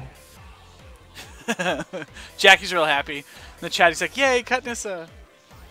So he's been on my ass about cutting the 3rd Nissa for a while. Alright, we're gonna play first. See what we get here. So this is like a little bit yucky, but I'm gonna keep it because we do have this in the event that things go sideways, and we've got some time. So, actually, yeah. I'm a little like on the draw. I think I mulligan this hand, but on the play, I'll probably keep it. Huh? That's interesting. You feel the other way on it? I mean, I don't know. I haven't played this deck before. Yeah. But what's your inclination when you look at the hand like that? When I look at a hand like that, I feel like we have to keep. I mean, we're a deck that's like playing, like 4 and 5 drops. Like if we're like, we don't really have much room to mulligan. Sure. We don't mulligan well. I just play them as the Immortals. You're just gonna get rid of that Cloudfin Raptor, huh?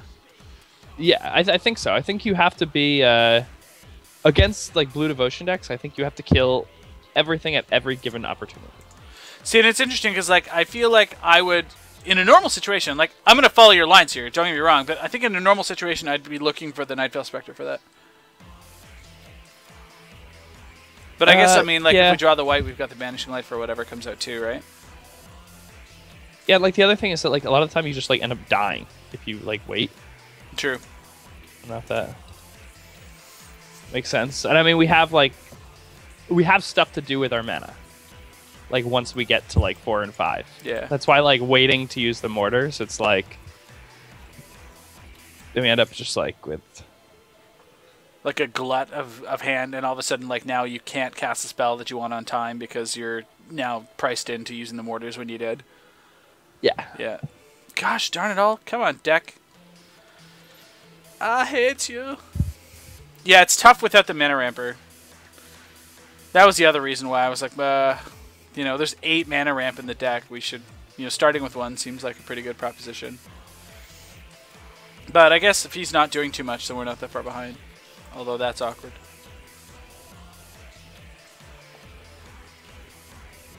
I was trying to find room for Anger the Gods in the sideboard. Really? Really? That's fine. It's going to get Tidebinder maged. Ooh, it's a land. It's nice. It's a sweet one. It is a sweet one. And like Xenagos is like comically bad in this matchup, I think. Oh, it's so bad. Can't It's like so bad. Yeah. Yeah. Yeah. There's the Tidebinder mage. Yeah. How did you know? How did you know? This deck's not like all 4 ofs. Completely unpredictable. Yeah, we take it. Yeah, we take it like champs. Like champs, I tell you. Alright. Just play like Chandra and shoot the 1/1? Or do you want to play Polychronos? No, I'm okay with Chandra and shooting the 1/1. Yeah, I feel like it's just like the... Oh, we didn't even need to do that. That was awkward. I forgot we had mana. I have my webcam right in the middle of the screen, which is hilarious. So I totally didn't need to take those 2 points of damage. Oh, we took damage. Yeah, okay. we took damage. That's okay. I'll gain my life. That's fine. No worries. Yeah. Plus you. Die your stuff.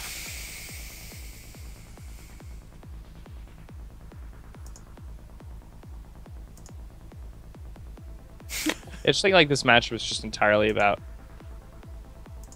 just like playing your hand as fast as you can. Yeah. He's still only on 2 lands. We're not. I mean, we're at 12, but we're not red out of this yet. I don't think.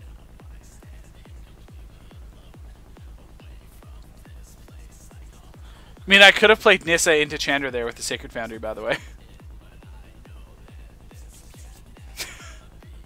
Which would have been, like, super good.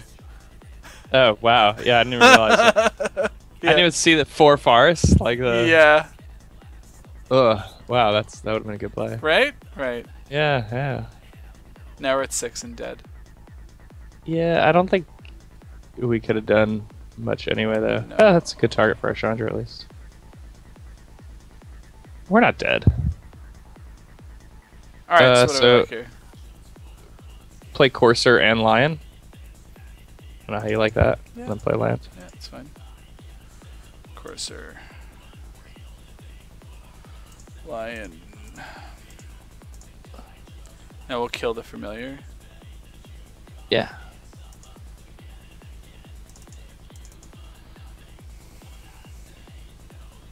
And scry this Polychronos to the bottom. Yeah. Because I don't want another one. Yep. Yep. Gain a life. Plus you this. Not dead yet! Almost. Yeah, we're just playing standard for fun in between these in between the draft round, that's all. That's all. Don't worry. Don't worry.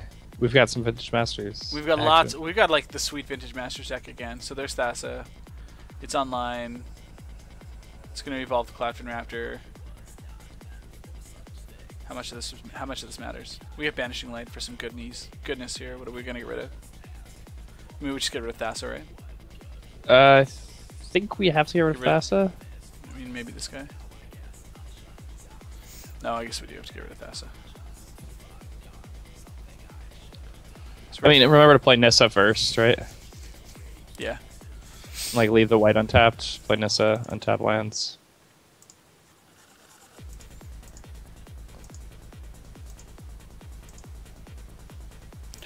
Nissa. Untapped forests. 1, 2, 3, 4. No. There we go. Untapped forests. And we can 1, 2. No, we've only got the one. Well, we could play this land. We haven't played a land yet. Yeah, definitely play the land. Gain 2 Alright. life. Well, 1, 2, 3. I'm just suggesting like we could play Banishing Light and a Fleecemane Lion. We're only at 5. Gaining life's probably more relevant. I feel like gaining a life's better. I like just playing it tapped. I like attacking with the Fleecemane though. Actually. So, we have options here. Also, we can play Xenagos and then plus him and still cast the Banishing Light. Oh, I like that actually. That seems pretty sweet. Yeah. Is that sweet though? Well, I mean, like, what else do you want to do? Like that. That's, Yeah, I guess you're right. I guess Like, that's good. I mean, I would definitely attack with the Fleecemane line before I did anything else. Though, all right. if that's our line. Sure.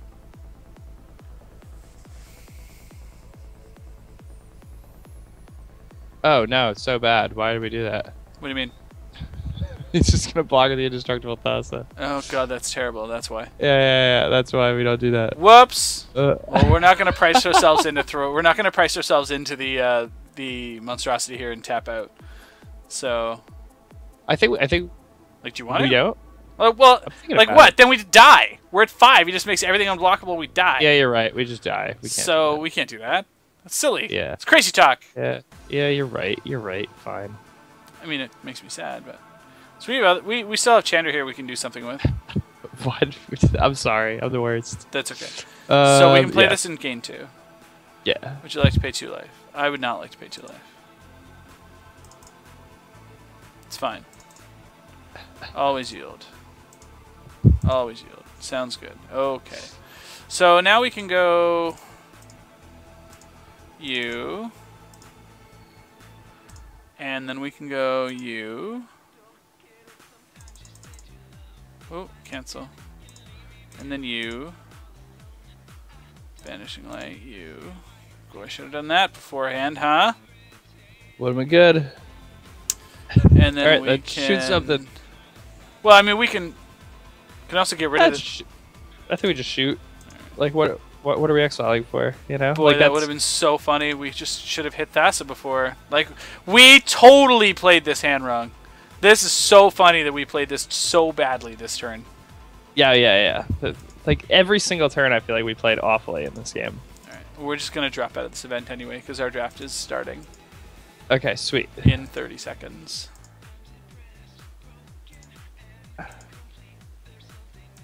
Make it stop. Make it stop. Alright. Alright, let's pull our deck back up. I agree. Make it stop is totally there. Okay. So we were... Alright, this the sweet one. This is the sweet one. This is it here. Yeah, there it is. The black-white goodness. Yeah, 15 seconds. But, yeah, so we've got a couple bodyguards if we want them. We've got 3 nomads, 2 emissaries, 2 troopers, 2 fallen Ascari, Chainer's Edict, Death Grasp, and Expunge for removal. Like, this is so bad ass that it's black and common. So good. Common removal. Yeah, Expunge is awesome. It's definitely one of the better So commons. we are playing... Matches up so badly against Wild Mongrel, though. Yeah. It's so obnoxious that they did that. Yeah. It's like, Well, it makes Wild Mongrel so good, though. yeah, it does. So It was already pretty good. you know? yeah. It needed a reason to be better. Let's make him invincible to 90% of the removal. Sounds good. All right. So we're playing against the Oilmonger. Beat us slightly. The old oilmonger. The Oilmonger. All right. Let's see what we got here. Oh, I need to do this. And this. So we keep this hand? Yeah, definitely. We've got 2 2-drops and lands to cast that 2-drops and 2 white for the Harrier. We need 1 black land and we are in business. Look at this. What are we doing here? Did this guy get the action? Yeah, we do like Askari over the Fledgling Djinn. Yeah, I like Askari over Fledgling. Especially like they're just getting in these Root Wallace, man. Jeez. It seems to be like everybody's playing against us. I know. When are they going to learn? I think he's going to pump again. What do we think is going to happen? All right. Do we just block and make him pump? I mean, I'm okay like, with it at this point. Turn? Yeah, like, I think that's like pretty good. Yeah, like okay, and then block. Yeah. And then like he has to spend his turn pumping, right? Sure. Fine with me. We're gonna kill him with all these shadow guys anyway. Jeez, it's like a land. Yeah, just like attack and then play Guskull Carrier. Yeah, I was gonna say I think the Harrier's the way to go.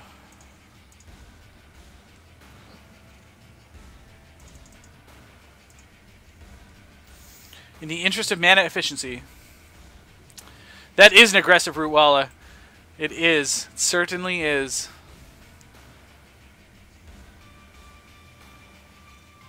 Oh god. It's getting big. Whatever. Whatever. We can't draw mana to save our lives. That's right. Play both emissaries. Yeah. Attack with both your guys. Attack with both? Yeah. What's he gonna do? Like. Alright. I don't know. I feel like against a 4/4, I have to start protecting my life total. Or is that next turn? I think that's next turn. Okay. Okay. I mean, the thing is, like, your life total doesn't matter until it's 0, right? Okay, but it's coming in chunks. Is all I'm suggesting. Like, there's six coming off as this turn. It's like just about half. God forbid he has another set of pants for this idiot. I mean, I don't think we're gonna lose this game. I think we're fine. Okay. I think he's just like, oh look, watch me pump. If he pumps here, especially, I think we just like automatically win. Jesus, he's pumping. Yeah, game over. Return to Energizer. Wow. Yeah. All right, so we're leaving the Nomad back this turn. Yeah, I would leave Nomad back. Shadow for you. Shadow for you. Attack, attack, attack. 6 you. Wish I could cast you. Boy, he's going to be surprised when we play black cards on him next game.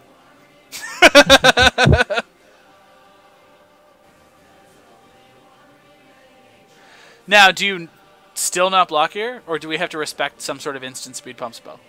I think you have to respect the pump spell. Like, or no, there is no 1 mana pump spell, right? I don't know. This is why you're here. You're the expert. I'll just take it. I mean, he didn't like suit it up with anything. Like, I still have to like worry about like Claws of Wirewood, but like our last opponent was playing 2 of them, and I don't know how many players at the table are going to be main decking that. Sure. So we should have swung with the Phantom then this turn if that's what our plan was. I mean, it doesn't matter. His life total's even. Blue lands, Trixie blue lands.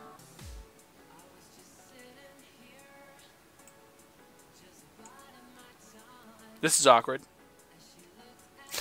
That's fine. So what do we do? What are we doing here? So we have to block that. We have to block that. So like 1 emissary, 1 Harrier. No, I would attack with both emissaries. Actually, no. Attack with the Harrier and give both emissary Shadow, and then no, because then he's forced to go for it. Yeah. Just attack with both emissaries. And leave the Harrier. Because it matches up well against Amoeba. Yeah. Yeah. Okay. Yeah, that makes sense. Okay. And we're just going to not block the show. Yeah. Okay. That's fine.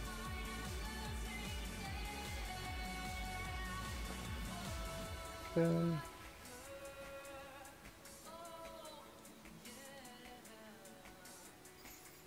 Draw 2. Swamp Death Grasp. Go. No. No luck. Yeah, Swamp Deathgrass would do it. Yeah. So this is like not a very Pretty bad draw from us. Yeah, like this is not a pleasant place to be. I mean, it's sometimes you draw 6 planes, you know. Like, it's all right though. I'm not worried about it. Well, I mean, like the deck hasn't shown us anything that is particularly exciting. Like from the opponent is what I'm getting at. Like we're only losing because our deck. We're not losing because of anything he's doing. I think in general, like we're pretty well matched up against what he does. Yeah.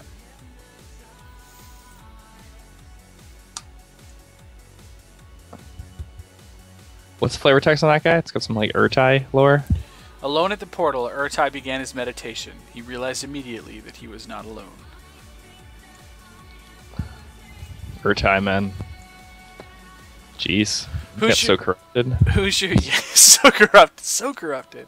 So corrupt. So are you one of those like lore people? Is that one of your things about Magic? Does that draw you in, or is that just window dressing?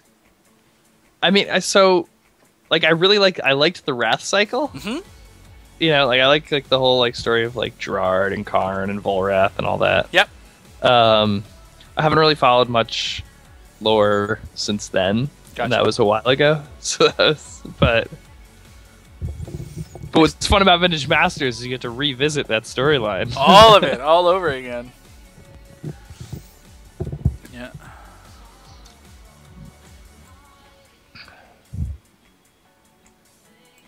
He's really thinking this one through. He's in the tank here.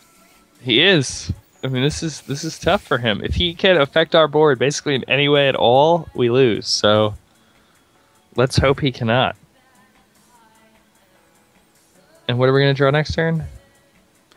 Battle Screech? Is that good? I mean, yes. Yeah, I hear that's a pretty good Magic card. I think that's like what we're going for here. I think so, right? Like off the top. Because then we've got him. Well, is he dead? Yeah, he's dead. Sweet.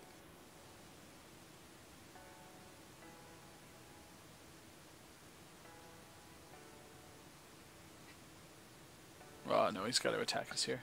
He has to attack, right? He can't not attack. Although can't, like... Yeah, I don't think he... I don't think he can just pass. He disconnected! What the... Oh, man. He's too busy monging oil. Alright. This guy. Alright, hold on. Who can answer me?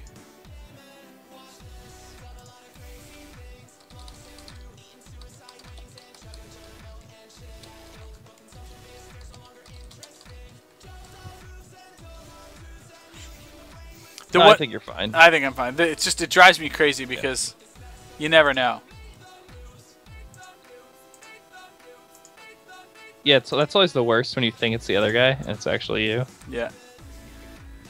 But especially because it tells you that he lost his connection, right? Like. Yeah. Apparently he joined the game again. Okay, so he joined the game again. That's cool. Yeah, here he is. Yeah. Okay, we're good. What does he have? Sorry. Ooh, sorry. He's doing something. Brainstorm. You sneaky bastard. Let's see what he finds. Is it a good one? Is it a bad one? It's a land, at least. All right.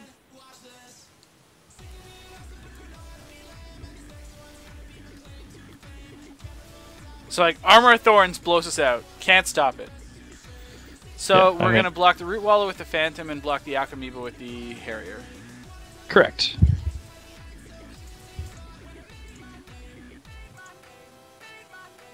Looks good to me. Yeah, and then I mean, like we're Like if we draw like any white card that blocks, we're like potentially not dead, Yeah. depending on what he. That's all right, awkward. never mind. So like now we're just basically dead no matter what. Yes. Yeah, just dead. Yep. Okay. That was a shame. It's a terrible, terrible shame. But the good news is when we surprise him with all these black cards, he's gonna drop. I'll never see it He'll coming. drop a deuce. Okay, so do we want these Ascaris at this point now, or do we want to get rid of them? Do we like them? I think so. We're on the play. I mean, I think we don't want that bodyguard. I think we do want Khazardrix. Okay. And I think besides that, I think we're good. I think this deck's real. Okay. We should keep on playing against these green decks. I think we should be like really good. Although this guy like has like this guy's deck is decently matched against us. Like he has, you know, like Brindle, Shoat, and Elephant Guide to match up against our Predatory Night Stalker and Chain Receipts. Yeah, that's true. But Well, I mean, we'll see. I mean, he, as far as he's concerned, we're mono white, right? We didn't see any Battle Screeches that game. Lots of Shadow. So, I mean, we also have the hope that he just boards terribly. yeah, maybe he boards into that like red-green Wall of Diffusion deck. That's a deck? No, Okay. that's not the deck. No. Keep thinking, buddy. You'll get there eventually.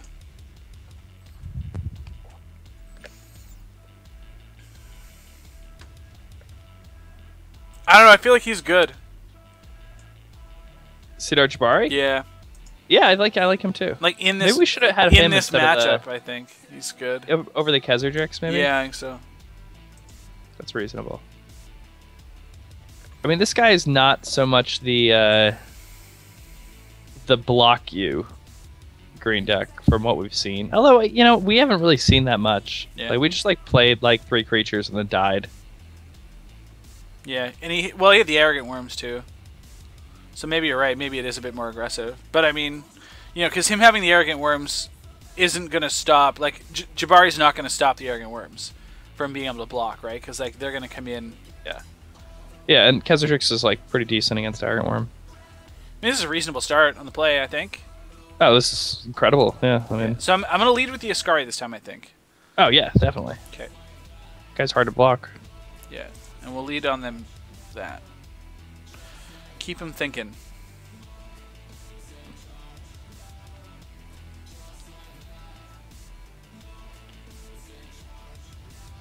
Sweet. Oh, that's really good too. Yeah. I still want the Ascari here, I think, though. Whoa. Yeah, definitely a Scary first. There's like a gnarly spider right next to me. Hold on. Gonna...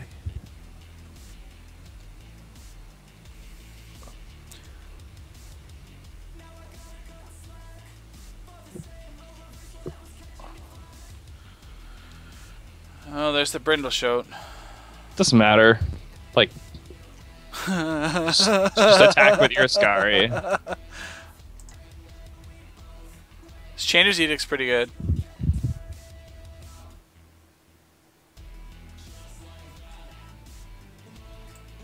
And I think you just... I don't even think you play the Chainer's Edict. No. No, I'm actually I going to think go for the it's- Harrier here, I think. Yeah, that's what I would do. Just in the interest of mana efficiency, right? Yeah. Because then, like, if you draw a 4th land, you can go, like, Trooper plus Edict, you know? Yeah, yeah. I mean, hypothetically, you have a worse target for your Edict, but here, like, yeah, your Scar even trades with the 3/3. It's not the end of the world. Yeah, yeah. Like, Brindle Shoat, which is one of the very best cards in his deck against us, just, like, trades with R2 drop. So, it's fine and dandy. Oh, we're going to get We're going to get aggressive. All right, I mean, that's great for us, right? Like, Yep. Oh, and he didn't do anything else? So this reeks of Simian Grunts then, right? yeah. This is, like, the stinkiest place in the universe. Yeah, so I think... What did we draw? We just drew Harrier? Yeah. Just attack with Harrier and say go. Really? Yeah. Or no, I'm sorry. Just attack with Harrier and play the other Harrier. Yeah. Okay. Yeah. Yeah. Don't say go. I'm like, no, that's bad. Yeah. Obviously. All right.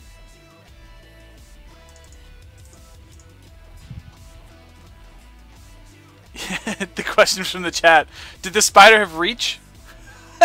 Spider? I don't know. I say I'm not a big fan of killing spiders because I mean, as we all know, killing spiders is bad luck. Makes it rain. And makes you lose in Magic Online. Oh, is that what it is? Yeah. That's what we've all heard, but you know what you're supposed to do is just give your creature shadow and then attack right through the spider. You're not supposed to kill the spider. But I don't know. It could, attack my dog in the middle of the night or something terrible like that. I don't know what's gonna happen. Yeah, I'm just gonna eat this 3. It's fine. Yeah, that's all right. I care not for your 3s. We're attacking for a lot more damage. Oh yeah.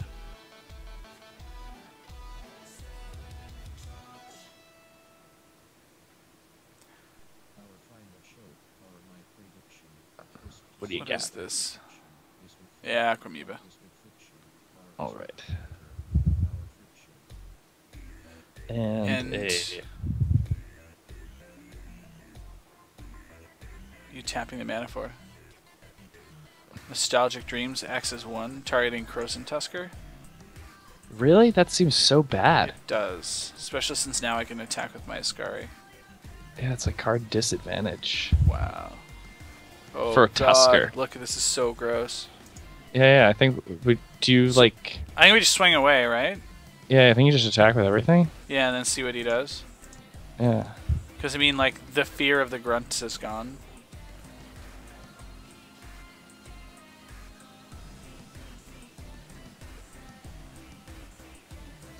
Really? He's blocking there? Does he understand how this works? No, he does. He's done, yeah. Okay. Okay, so, I mean, I feel like we just put the clock on the table here, right? Like, don't we just... I mean, but I guess we could play Khazardrix here. To be honest, I like Trooper Edict. Okay. I guess you could play Trooper Nomad if you want, but, like, the problem with Khazardrix is that it gives him the option of drawing... What the hell is that card called? Aether Mutation? Okay. Which I feel like is, like... What's that do? Bounces a creature to our hand, and then he gets 1/1 equal to its converted casting cost. Oh, that's balls. Yeah, okay. So I feel like just playing the Nomad and the Trooper on the same turn seems fine, though. Well, it's up to you. I mean, like, we could Trooper Edict. It's fine. Trooper Nomad's probably the best play. Okay. I'm down for that. All the 2-drops. I just wanted to think it through, because we didn't think it through that one game, and we got punished for it. So. It's true. I mean, like, this presents the widest clock for our opponent to try to deal with. Like, we have 6 evasive power now on the table. Yeah, he's at 12. I mean, we were definitely playing the Trooper that turn, no Absolutely, matter what. Yeah. Yeah. So I don't care. I don't think we have to block here, right? Yeah, I just take it. I think he's being a silly person attacking with us, thinking that we're gonna block or something. Well, he's got to play something. Obviously, he's gonna have a follow-up. Yeah.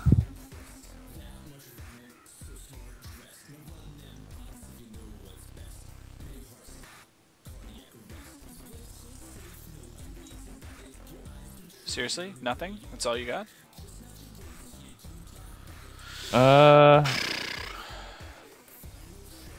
Attack with everything except the Nomad, right? Yeah, I think that's right. And then depending on what he does. Yeah.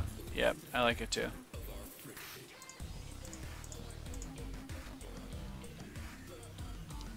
I mean, if he has the Arrogant Worm, like, he has the Arrogant Worm, like we... Yeah. Yeah, I think he does. Yeah, there it is. It's like not even the end of the world, though.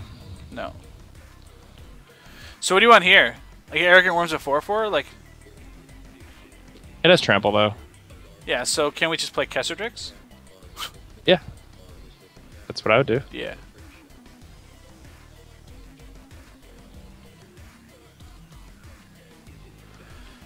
Yeah, so it's gonna eat our Ascari, which is sad. It's fine.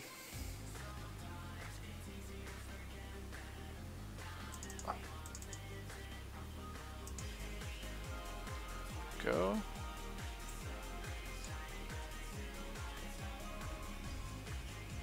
Game 3. Yeah, I mean, most likely. There it is. I think actually Kesseltrix might be very, very good against him in general, like to the extent that we probably would have sided in the second one. Yeah. Yeah.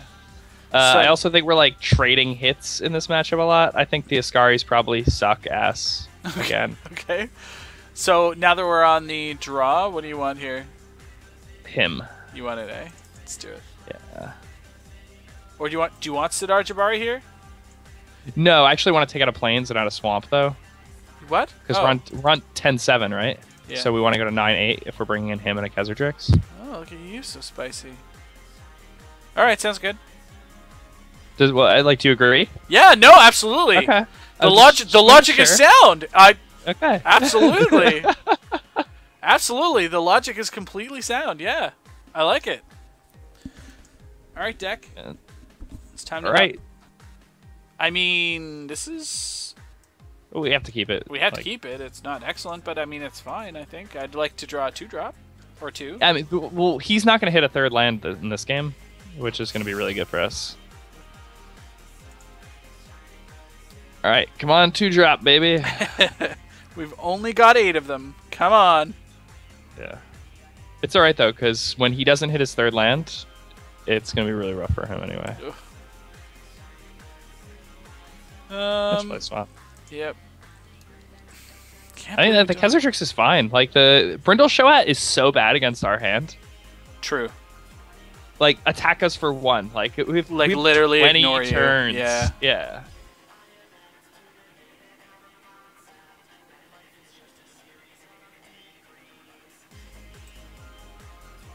Turtle. Oh, that's good. All right. You want the Mercenary here or the Harrier?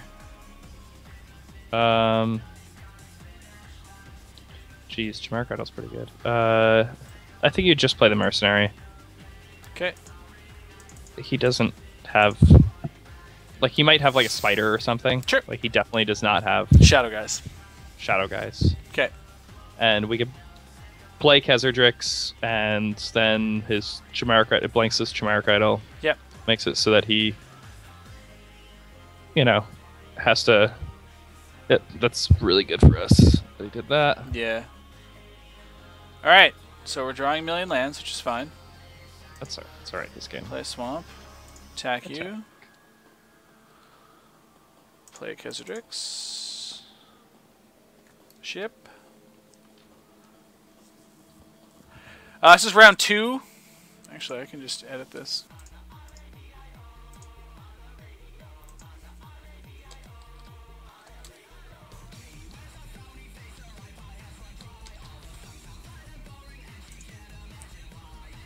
Ooh.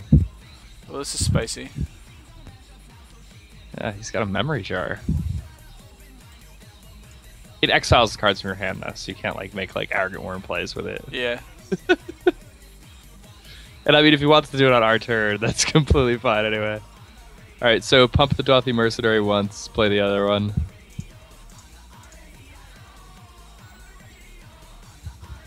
Do you like attacking with Kesseltrix here, or just leave him on defense? No, just leave him on defense. Just attack with Mercenary. Okay. That Kesseltrix is probably like not attacking ever.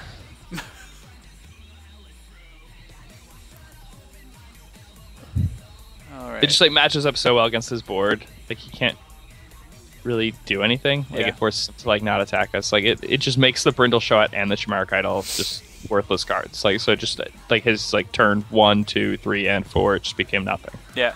It's like Kesseltrix. So end step. This is the hand that we get to exile. That's actually fine. I mean, this is a really good card for us. This is a good card for us, but Does this one get exiled, or does this one get it goes to the graveyard afterward? After all is said and done? yep. Oh yeah. It does go to the Just graveyard. making sure. Yeah. I just wanted to. I thought so. Yeah.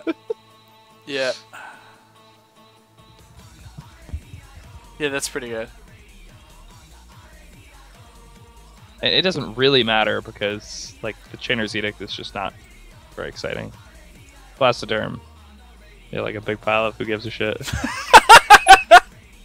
Acromoeba. Still can't beat my Shadow guys. Similarly, Aquamoeba even worse because of how bad it matched up against Khazardrix. Yeah. All right, we get our hand back. Oh god, I forgot we had this. Yeah. Oh god. Yep. So now we just him, and then.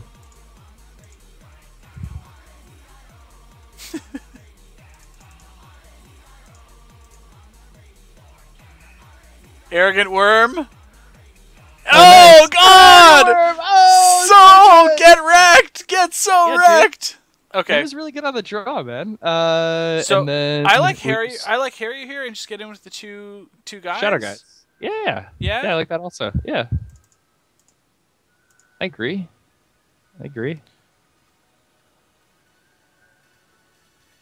And we will get in with you and you. Yep. Both of these fine gentlemen will enter the red zone. Yep. This fateful day.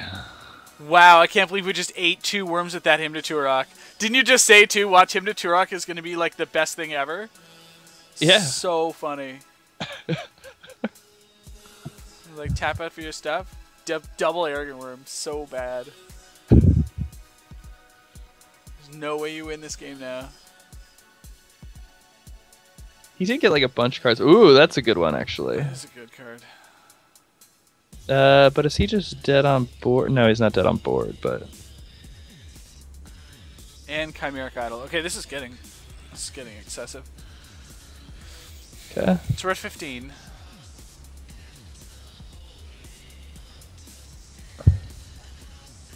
But his deck's pretty good. Yeah. So we block Chimeric Idol with Khazardrix, and we block Aquamoeba with Gustclaw Carrier. Yeah. Yeah, it's fine. And we can use Expunge on the Deranged Hermit? Yeah, I'd wait for him to pay Echo though. Sure. Yeah. So he discards the Keen Eye Aven. So he's now Hellbent, which is nice. Yeah. Which means he's definitely paying Echo. Also nice. Yeah. Alright, so we got another land. Yeah, so just attack with both your Shadow guys. Pump, you need to leave 3 mana open, so you pump twice, right? Yeah. Okay.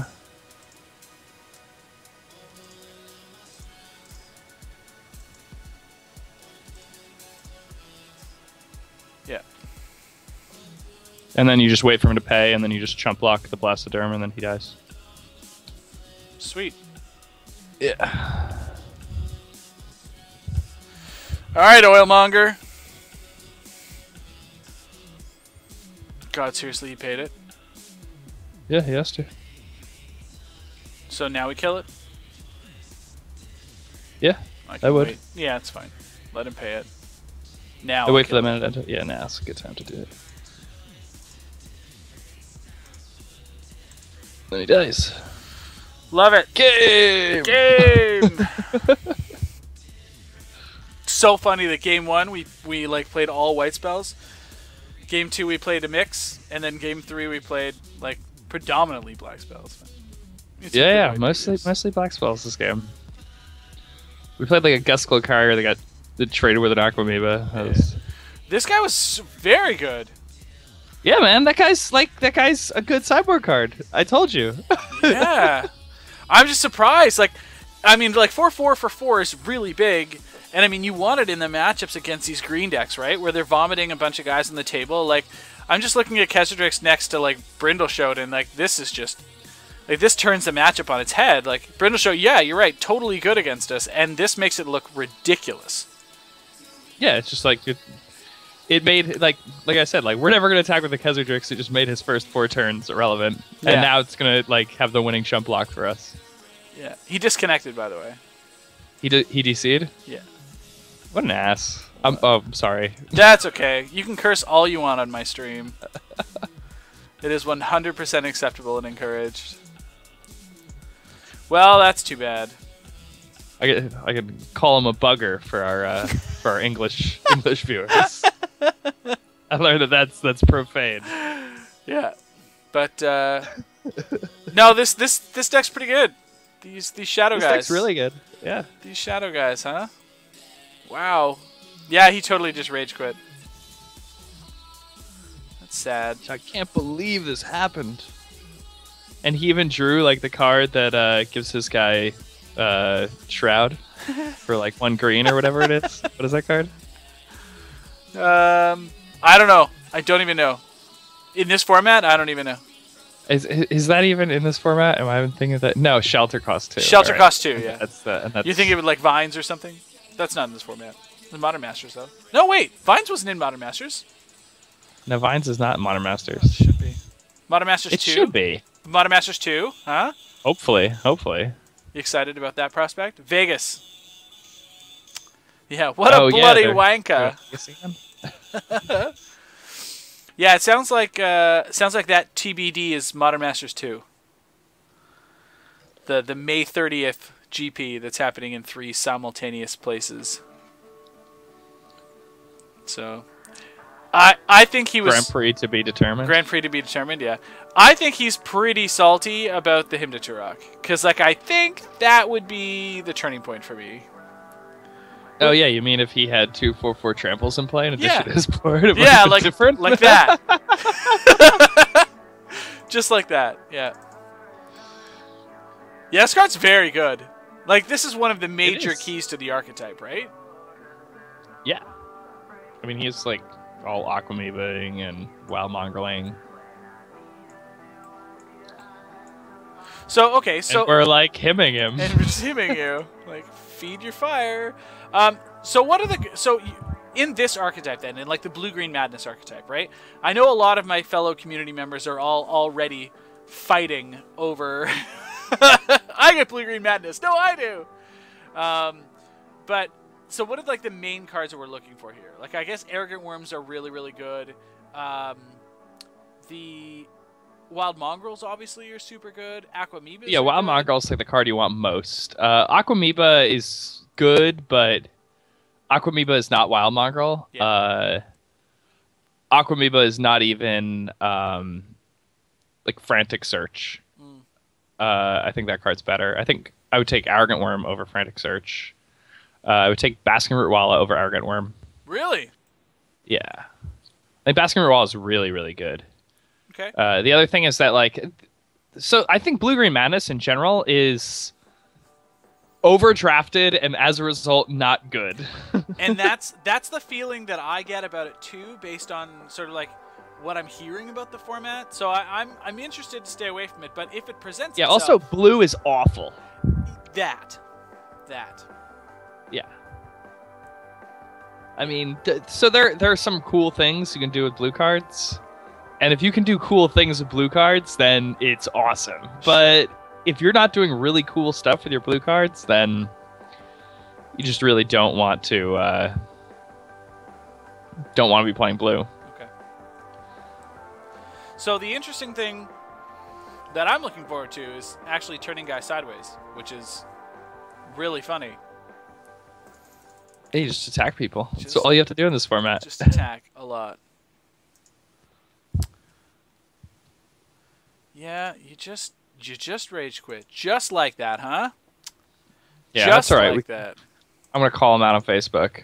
Nice. It's the Oilmonger. Oh, yeah. Oh, I know. Do you know who it is? No, I don't. Oh, okay. I was like, that's even funnier. Yeah. But, so I'm looking forward to pop-out Graveyard Windows. That'd be sweet. And,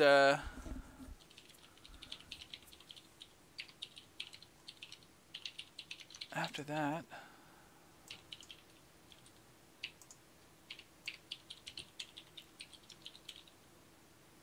there. Much happier.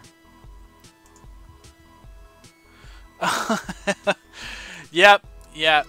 Wait, I mean, where's the clock? The clock's right here. Can you see the clock? You guys can't see the clock. I guess you can.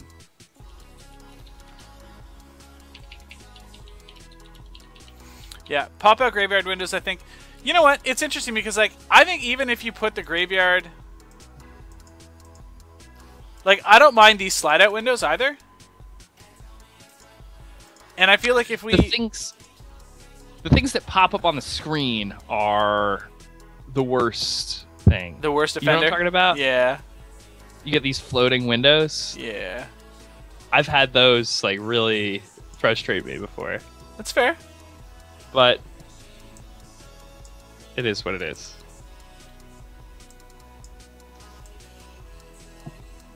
Yeah. Also, revealed cards, I would really, really appreciate it if they would include cards that you like saw off your Thoughtseize or Duress. Yeah, that'd be gross. As opposed to like having to type it in every time. Sure. Sure. Yeah, I can get behind that. I just want to do this. I would like that. But I like that we can like minimize that. That's pretty sweet. Pop-up graveyards would be awesome. Even if you like move it around, dock it somewhere. Like, I find myself in the middle of matches just like repositioning all these windows. Like, I'm casually putting my library up here by my opponent's life total. Like, you know, it's like this stuff just moving all over the place. I did. So I am not at this point confirmed for Vegas. I am not confirmed at this point, so I can't lock that in at this point. I'd love to, just can't quite yet. But Toronto will be a thing. That'll be a big one this year. So I'm looking forward to that one. It's going to be downtown Toronto for the first time ever, so it'll be impossible to get to and a sweet place to party. So that's good. But I'm actually thinking about hitting up all the modern events too. So there's that. Just because, you know, our Geist deck is very, very good. Very, very good. I sent that to you. What'd you think of it? You don't like Geist Saint Trapped? What's wrong with you? You like got this hard on for Blade Splicer, Jacob? Come on.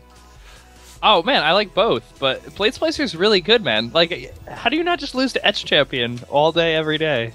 That's what happens to me. So like Etch Champion is fine. Etch Champion and plating is less fine. Yeah, I mean that's the issue. Yeah. And Blade Splicer really solves that. It helps to mitigate that issue for sure. Yeah. Yeah. Yeah. I don't know. I like Blade Splicer a lot. I think it's really good. I think Geist is also very good, but I don't know, maybe I should be playing more Geist. Like I'm up to 2 Geist now. That's not the version. Hey, this deck's sweet.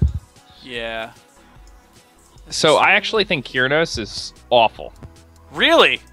I think it is so bad. And it's so funny because like I've never lost a game where I've resolved Kyrnos. Really? Literally. I feel like when my opponent casts Kyrnos on turn 5, it is like the greatest thing ever. Ever, ever, ever. It is... I just... So I can tell you that... I really that... feel like the card is really underpowered to the format. The changes I have made are this. Do you know what card I like better than Kyrnos? Yeah, that's exactly what I like better than Kyrnos. Card is so good right now. Yeah, so here is the other card that we're playing. Yes. Okay. I actually am playing. I'm playing 2 of that on my board now. Are you serious? It's unbeatable. Burn can't beat that card. I know. I haven't yet, but my teammates have. And they're just like, can't possibly lose. Can't possibly lose. Yeah, you actually cannot possibly lose. I also think that you might want to try like a more of like a split between your counter magic. Like, do you like 4 Remand or like right now I'm playing like 2 Remand, 2 Mana Leak, 2 Spell Snare. Oh god, no. Okay, so I only have 1 Electrolyze, I think. So the way that this one plays, this is like literally just this is a burn deck, like straight up just a burn deck, right? So. Because of that, like we've really liked the remands, mostly because like the matchups where you want it, it's just like the tempo and the draw card is like super relevant, and that's all we want to be doing because all of our cards kill our opponent. So if we can just stop you from playing and then draw a card and kill you, that's fucking exactly what we want to be doing. Did you see my list? I did. Because it's pretty similar. It's very similar. It's like Yeah, like I'm missing like where it's at right now is I've like -2 Electrolyze, -2 Remand, Yep. +2 Mana Leak, +2 Spell Snare, Sure. -3 Vendilion Click, -2 Geist of Saint Draft, +4 Blade Splicer, And an Angel. +1 Restoration Angel, -1 Kiranos, +1 Thunder Mahokite, and then that's the deck. Like the lands are different also. Like I'm not playing Ghost Quarter. I'm playing Tech Edge. Tech Edge. Yeah. See, and it's funny because we found that like Ghost Quarter, we really wanted it just to interact with Tron and Affinity earlier than turn 4. Right? That's reasonable. Yeah, so that's sort of the reason. And then on occasion, you can also fix your mana in response to a Blood Moon if you get pantsed. So Oh, that's reasonable. like, that was sort of the reason that we went with Ghost Quarter. There is definitely discussion about like Moorland Haunt potentially being another Hallowed Fountain. It could be Slayer Stronghold. Like, these are all options, right? We like Moorland Haunt a lot because we do play a fair amount of creatures, and it allows you to get sort of like value out of fallen Geist of Saint Traps and fallen Vendilion Clicks. So that's pretty sweet too. Yeah, I think the Moorland Haunt would be like exceptional if you were playing like a Sword of Fire and Ice or something. Yeah, and we were for a while actually. Yeah. That's All right, so but I like Moorland Haunt. I think it's a good card. So this is fine. Yeah, on the 1, play. 2, 3. Yeah, we definitely. Yeah. 1, 2, 3. I like it. Yeah, this deck's sweet. Yep. Been working very well for us so far. But yeah, so that's sort of like where I'm at with Modern. It's been very, very good. I think that the interesting piece too is like as the metagame has changed, because it has. Like we see Twins starting to fall. You know, it's not being played as much. You know, Robots is starting to come back. Burn is starting to be a little bit more prevalent. Tron's falling off. Like, it's interesting to see the shifts. Yeah, Burn is huge right now. Yeah. I don't know if you've been playing like in like dailies and stuff, but Yeah. there's so much Burn. Yeah.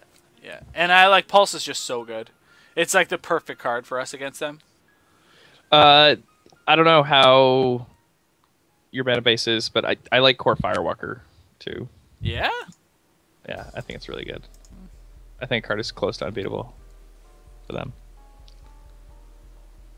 And I think like Pulse of the Field is like a card that like costs 3 that requires double white. Yeah. And, like so you die. Wow, this is really good. We're like curving out perfectly here. Yeah, this is good. There's like nothing you can do about this in this format. Blue. Does our opponent actually have a Storm deck? Oh man, that'd be crazy. Owl Familiar. This just means we can't swing with this guy now, right? I wouldn't. Yeah. Whoa! It was a big card That to is drop on us. terrifying. Benevolent Bodyguard lives forever. Yeah. What? And then I we're don't going to recycle it with a Griffin. understand. Yeah, like I don't understand. He has control magic, and he just decided to pitch it. Wow. It's even a rare in this format. Holy bonkers. Well, I mean, it has to be a rare. If that card wasn't a rare, blue wouldn't be so bad. Oh, I see. Okay, so we're just going to swing with our 2/2s. Yeah. And then depending on what he does here, I guess we'll play it by ear, whether we want to play the Griffin or the Mercenary. I feel like we could probably play the Mercenary, and if he's got a counterspell, then at least we've got Griffin to potentially buy it back. And then we've got the option of like throwing the Bodyguard in to get it back instead if we need to. Yeah. I like that. Oh, no, we're playing this one first. Yep. Yeah.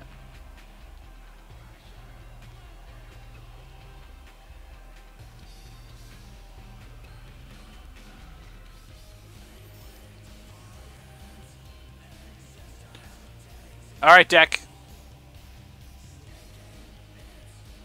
Can he just not beat Benevolent Bodyguard? I mean, he might just be like waiting to storm combo us, right? I guess Like we might that's just already be dead and we don't even know it. truth. Like here, I think we just attack with our 3 guys and then pump our mercenary twice.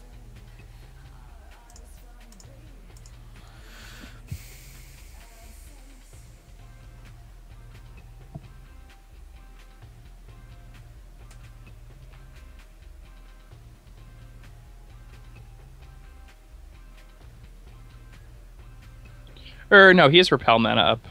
Yeah. No, we don't. Yeah, I guess we can just I mean, he may tackle our repel. guys. I haven't played a land yet either. So what I could do is pump once, entice the repel. Puts it on top of my deck, right? Yeah. Yeah, that's not unsummoned.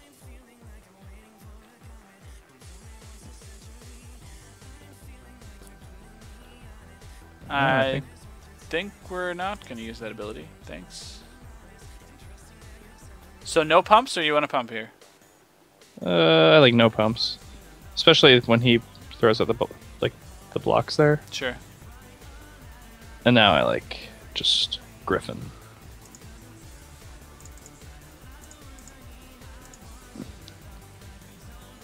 He discarded a control magic. I'm so confused. Like, if we don't get Brainstorm this turn, like, I just don't know what's going on. Fact or fiction?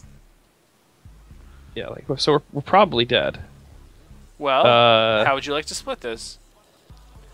So I would put the swamp with the Dark Ritual and the Nightscape Familiar. Sure. Yeah, that makes sense, because he only has islands. Yeah, that way he has to, like, lead with the Ritual and then Nightscape Familiar if he's going to do it that way. Sure. Or I guess, no, maybe it was better to do it the other way. He took the black. Yeah.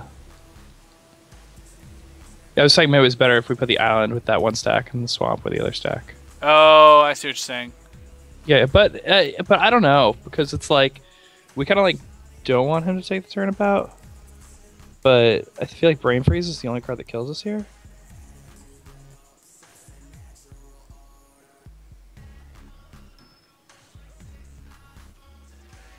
This is like the temporal spell at for Storm 3 to bounce all of our stuff. Oh.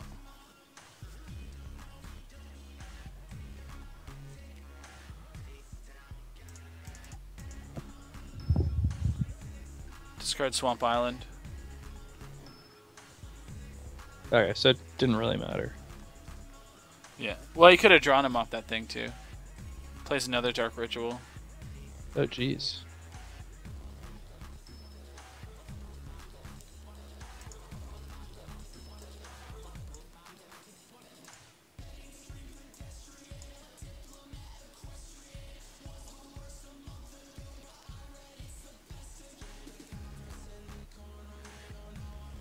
So, what's your opinion on Storm in this format?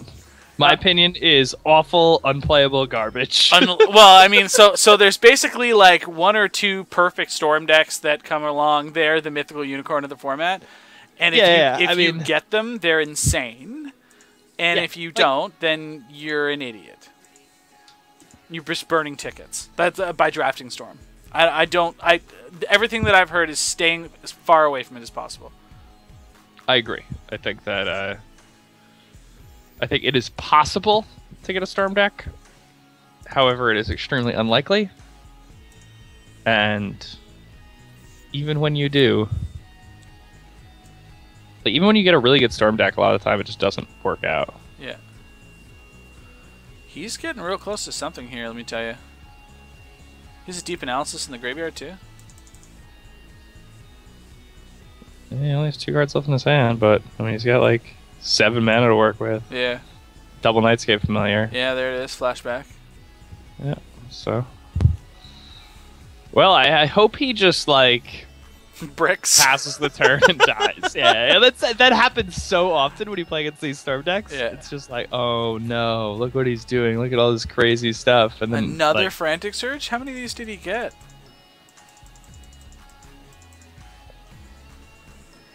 We only saw like 1. Yeah. So we saw a lot of Nightscape Familiars. Not that that really mattered to us. No. Well, look, our Hymn to Turok's awesome again. It is. It's a Brainstorm? Right? Holy jeez. He's got 11 cards left in his deck. And the bottom one is very obviously... The bottom 3 are his 3 copies. Hopefully he only has 1 copy of the good card. We did. Don't kill us. Mine's Desire. Ooh, mine's Desire. Storm That for is- 10. This is hilarious. All right. Brain Freeze. See? There it is. Storm count 11. That'll kill us. Cloud of Yeah, that'll- Fairies. Oh, we can just... It's an instant, too? Yeah. Yeah, we're so dead. So we just concede instead of showing him our deck. Yeah, that's a good idea. Alright. Okay. What now? All right. So, Miss Moon Griffin doesn't really seem too good against a deck like this. Not particularly. I No. think this like lower curve is pretty good. Yeah, I mean, Hymn to Turok is the best card in a million years against him. Yep. Fledgling Jin Yep. attacks Attacks. quite well. I think it attacks better than Gusclo Carrier does, so I would replace Gusclo Carrier. Okay. I would take that. No, I would replace Predatory Night Stalker. Thank I don't you. think that thing is kind of expensive. Yep. Maybe. What else do we want to do? Yeah, we could bring that in if you want. Take out. Expunge seems pretty bad. Yeah, we can just take Smudge out. Chainer's Edict seems pretty bad. But what are You we wanna going to take out replace it the- with? Take out the Edict and put a Khazurdrix in, just like a 4/4 attacker, and then cut the land and add the swamp. There you go. Do you like that? You like that? This is 41. Cut the Khazurdrix, right? Oh, cut the Chainer's Edict. Chainer's Edict. Oh no, we want the Chainer's Edict. He's got a million Nightscape Familiars. Okay. I think we even want the Predatory Night Stalker. Okay. So we cut. That, and then we cut. What else do we cut? We can cut a bodyguard if you want. Yeah, I think we cut a Bodyguard. So we've got the Jin and the Him for The a Griffin and and- the Expunge. Correct. And we changed the land base Yeah, we added an extra swamp. and cut the plains. So you good? Mhm. Yeah. Okay. We will play first.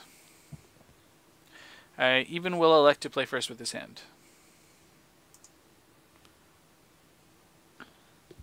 I feel like we can lead on the Jin because the chance that it's going to get blocked is like way lower.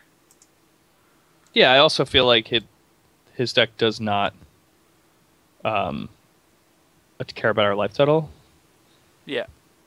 from the looks of it.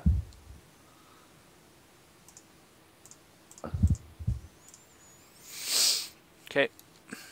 So we need We to had him get down in. to like there were only 5 cards that we didn't see out of his whole deck. Yeah. So The Trooper's pretty good. Harrier here though. yeah.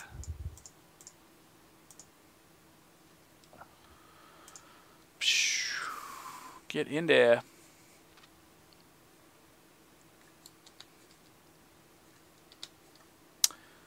This is awkward early.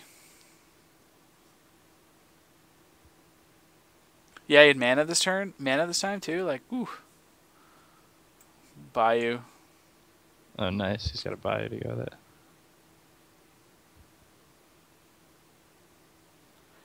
Okay, we take another one. It's fine. Another Harrier. So I think it's double 2-drop here after swinging. Yeah, I like that also. Trooper and Nomad to mix it up. Yep.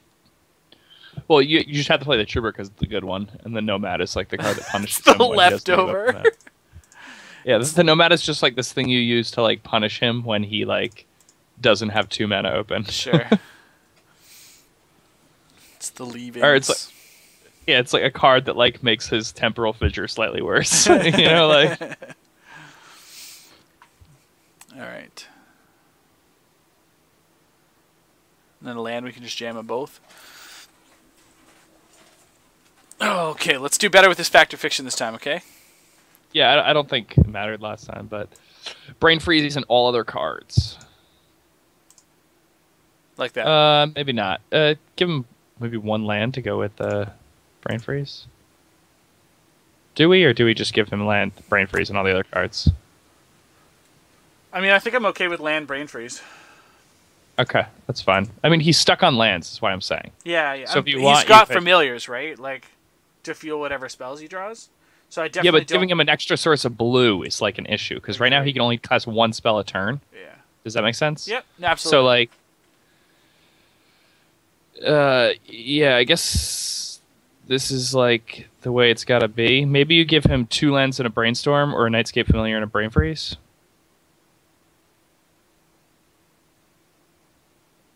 Oh, that's not bad. I like that. So this? Yeah, I like that. I think that's really good.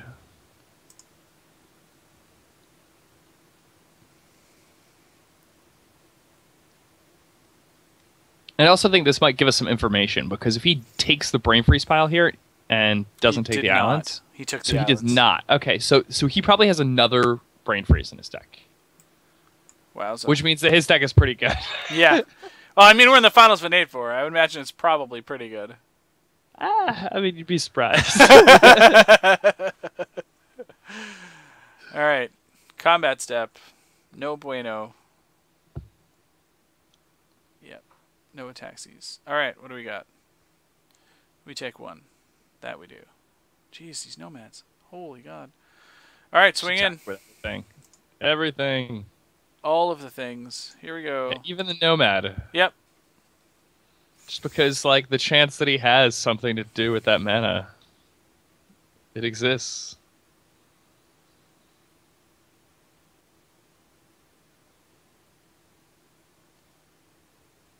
Right. Yep. What are we doing here? Oh, you're regenerating. Okay, that's fine. So you want to just, like, cast 2 nomads here? Or do we like the Harrier and a mana? Like, I just, in terms of, like, mana efficiency, just dropping 2 nomads is good, but, like, is he playing the Wrath? I think we play Gusclo Carrier here because he if he's playing the Wrath, then Phantom Nomad, Double Phantom Nomads is like the better play. But I think that playing the other Harrier puts 8 points of evasive power, like 8 points of power that he can't block Sure. on the table, and he's at 8. So he has to go off. So I feel like they just like forces him to win the game this turn, With which he's likely going to do. But like, you know, what are you gonna do, right? Like, yeah. So High Tide, Brain Freeze, or I'm sorry, Brainstorm. Oh, he might just Scrivener combo us, right? Frantic Search. Untap 3 blue. Yeah, with a High Tide. Yeah. Oh, that's so brutal. This is getting ugly. Does he have Mind's Desire too? Oh my goodness, this guy's draws were pretty good. Discard Swamp Counterspell.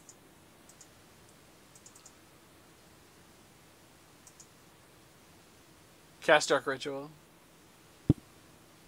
You know what's gonna happen though? He's gonna do all this, and then he's just gonna whiff. He's Well, not like- gonna have the desire. He's not gonna. He has nothing. This time it's going to happen. Cast Ritual. Cast Deep Analysis. Yeah, he's dead. He's definitely dead. He's just gonna pass the turn and die. That's how games like this work out. Yeah. I'm sure. There's 2 Deep Analysis here.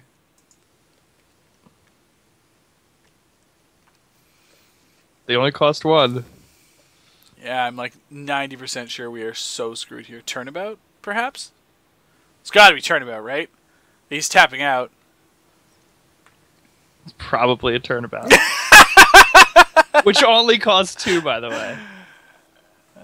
Oh, no. Deep Analysis. Flashback Deep Analysis. All right. Flashback the other Deep Analysis. Okay. Yeah.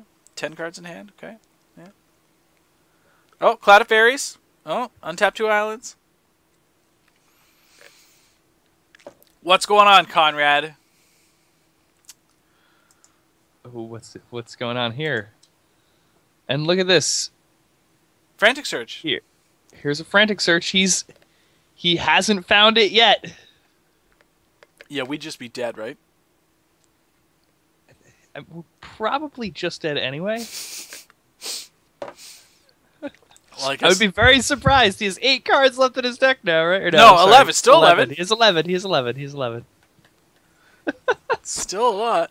Oh, God. Has he even played the Brain Freeze, the Brainstorm yet? He's cast another Frantic Surge. No, he hasn't played it yet. Yeah, so he has a Brainstorm in hand also. Oh, Just there's the Brainstorm. There it is. All right, there's the Brainstorm. Looking for this Mind's Desire. We could just have 6 at this point, right? Yeah, I just and then want to see all we'll the watch cards. the fireworks, and Tendrils. He has Tendrils. Oh, he's playing Tendrils. Is it enough? It's enough. Oh, God, yeah. 2, 4, 6, 8, 10, 12, 14, 16, 18, 22, 4, yeah, 26. Good games. I mean, he had it. How many? He had like 1 million Frantic Surges. Yeah, I mean, he had the nut Storm deck. Yeah. We curved out on him both games, and He was 1 turn from dead both games. well, that's normally what happens when you play against Storm, right? You force them to go off, and when they do, there you go. Yeah, they're just like, oh well, I'll wait till I'm done the next turn, and then I'll spin the wheel. Yeah. Yeah. That was awesome. Yeah, that was awesome. Thanks for drafting with me. No, thank you for drafting with fun. me. That's so good. Yeah, that was like... Sorry that we got stormed, man. You know what? We got to play against the mono green deck, which I hadn't really seen, so that's great. And then we played against another version of the blue green madness deck, which wasn't terrible, although there were some suspect choices. And then like the nuts storm deck, Yeah. 2 deep analysis, at least 3 frantic searches. That might have been the best storm deck I've played against. Yeah, because it was he like had Mind's Desire too. yeah, Like he had the rares. yeah. And he had all the frantic searches. And he had High Tide and Turnabout. Yeah. Like he had it all. He had it all. Literally He had had it all. like the Scrivener for the... Oh, man. Yeah. So, I mean, guy's like, stacked. yeah. If you get the perfect storm deck, it's the perfect storm deck. You just 3-0 a draft and call it a day. Make your monies. But, yeah, like, Death Grasp, you're right, was good. I mean, this was a really interesting pickup because this was sort of the number... That's the card that brought you into black. Yeah, I value that card very high. I don't know how many other people do. Like, you often see it go really late in these drafts. I think it's like one of the hidden gems of the format. It's a card people don't really know how good it is yet. But for some reason, like, everybody, like, takes Karavek's Torch over everything. Mm-hmm. And yet, like, there's a card that costs, like, 2x and also gains you life, and everybody avoids it like the plague. Yeah, I don't it understand belongs in the deck that you're trying to race with these evasive creatures anyway. So, yeah, that makes a lot of sense. Yeah, the black-white deck, like, also, it's like a place where, like, Dauthi Mercenary is a card that I feel like if you're drafting the black deck, most people who draft the black deck want to be a control deck. So, like, the reason that the black-white deck is cool is because the cards that you want out of black are, like, Death Grasp, Ascari, and Mercenary. Yeah. And then, like, spot removal, like Expunge. And the decks have a really tough time to beat that. Also, we played against Storm in the last round, and, like, had we drawn Hinda Turok, true, I think it could have been very different. I think him is brutal against Storm. In Legacy, it's brutal against Storm. Like, I can't imagine in, like, Limited. Yeah. The other thing is that, like, the Storm deck, like, if our opponent ever mulliganed, he just, like, pretty much, like, loses most of the time. Yeah. Storm's bad. Unless you play against the Nut Storm deck. I mean, Storm's bad because, like, I don't know. He It's had so hard. he had control magic too. Like, You're right. He had control yeah, magic. he did, man. He literally had everything. It's literally everything. I mean, the only thing he didn't have was, like, 3 pieces of power to just go, like, boom, boom, boom, kill you 3 turns earlier, right? Like, so, yeah. No, I'm actually very happy with the way this deck turned out.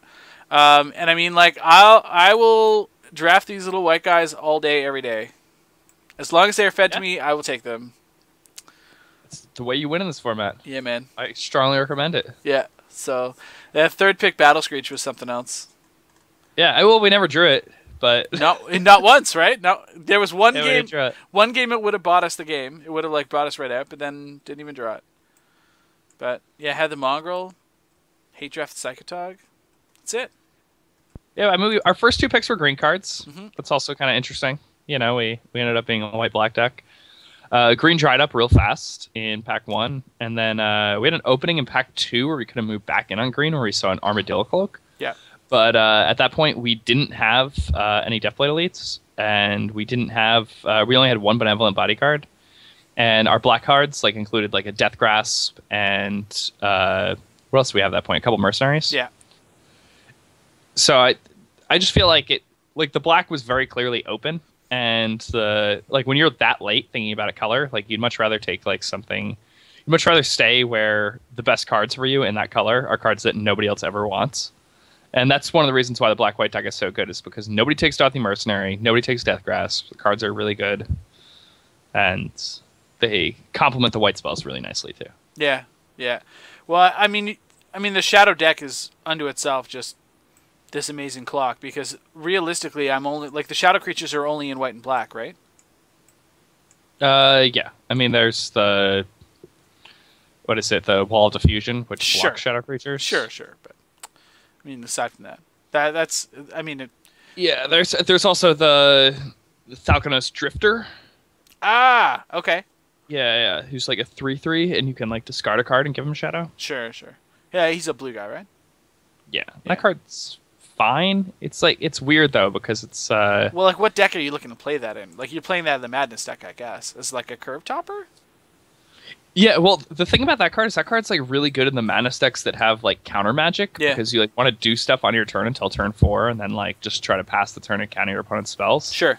And those decks, I found them to be like nigh unbeatable when you draw well, but sometimes you just draw the wrong half of your deck. Like if you can apply early pressure and you just draw counter magic in the beginning, your deck does nothing. Yeah. And if you like draw early pressure and then just keep drawing more pressure, like you just lose the race to the white decks. So I don't know.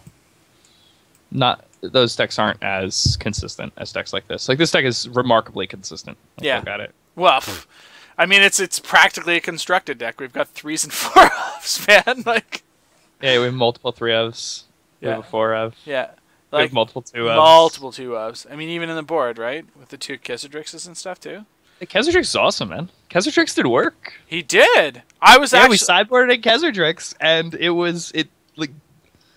won the game for us. Absolutely. Yep. Yes. Yeah. So I'm pretty impressed with it. Like it's nice to kind of have that extra side to go with this. Now, I mean the other real white aggro deck is like the white red deck, right?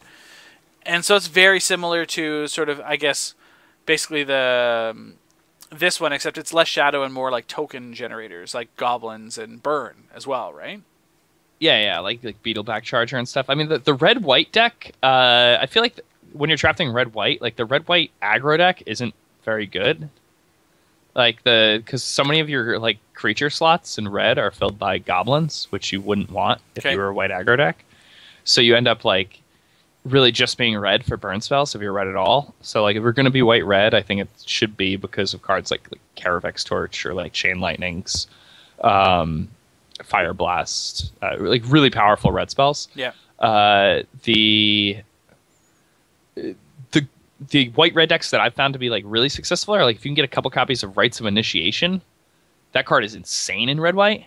Okay. Like Rites of Initiation with Battle Screech just kills people out of nowhere.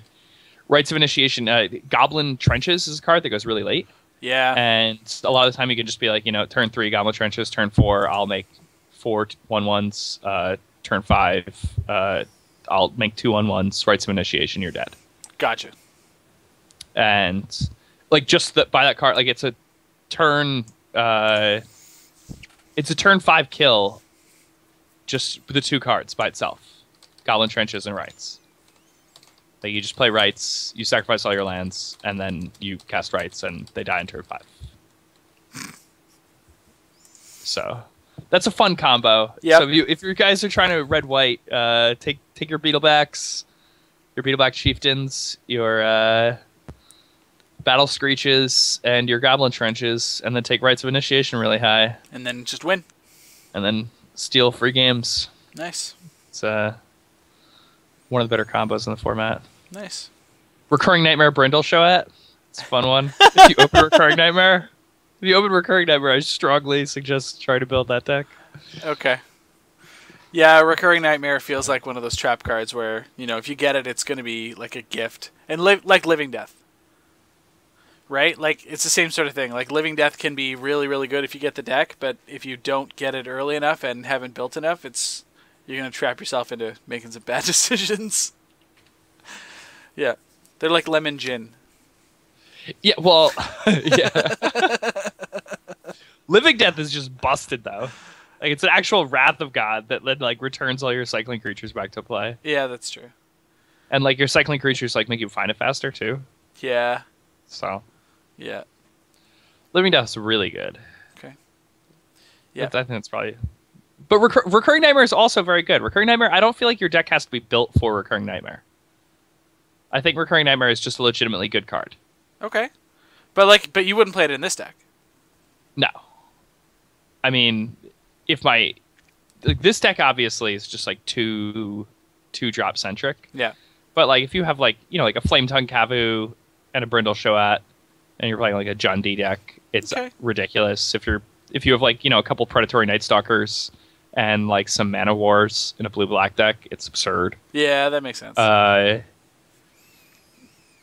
It's very good with a lot of cards that are very easy to get. Like, our deck could have been very good with Recurring Nightmare had we had Recurring Nightmare. Like, we could have just taken other commons that are, like, comparable. Okay. Right? We could have just, like, played both Mistmoon Griffins, you know? Like, yeah. Yeah, now you're getting stupid. I understand. Okay, and that now I understand. Like, I see that now. Even Death's Head Buzzard. Even Death's Head Buzzard is pretty good with Recurring Nightmare.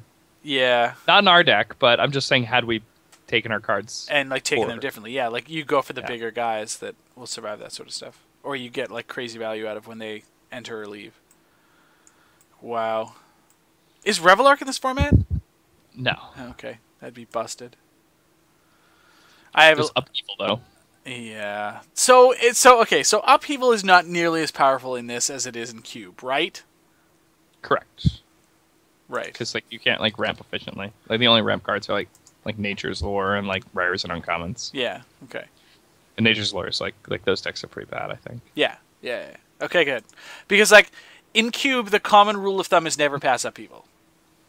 Oh yeah, I mean, in Cube you have like Signets and you know, like good ramp, and in Cube like the answers and the card draw are so good that like it's very easy to put yourself in a position where you can like cast Upheaval like with 3 or 4 other lands in play. Sure.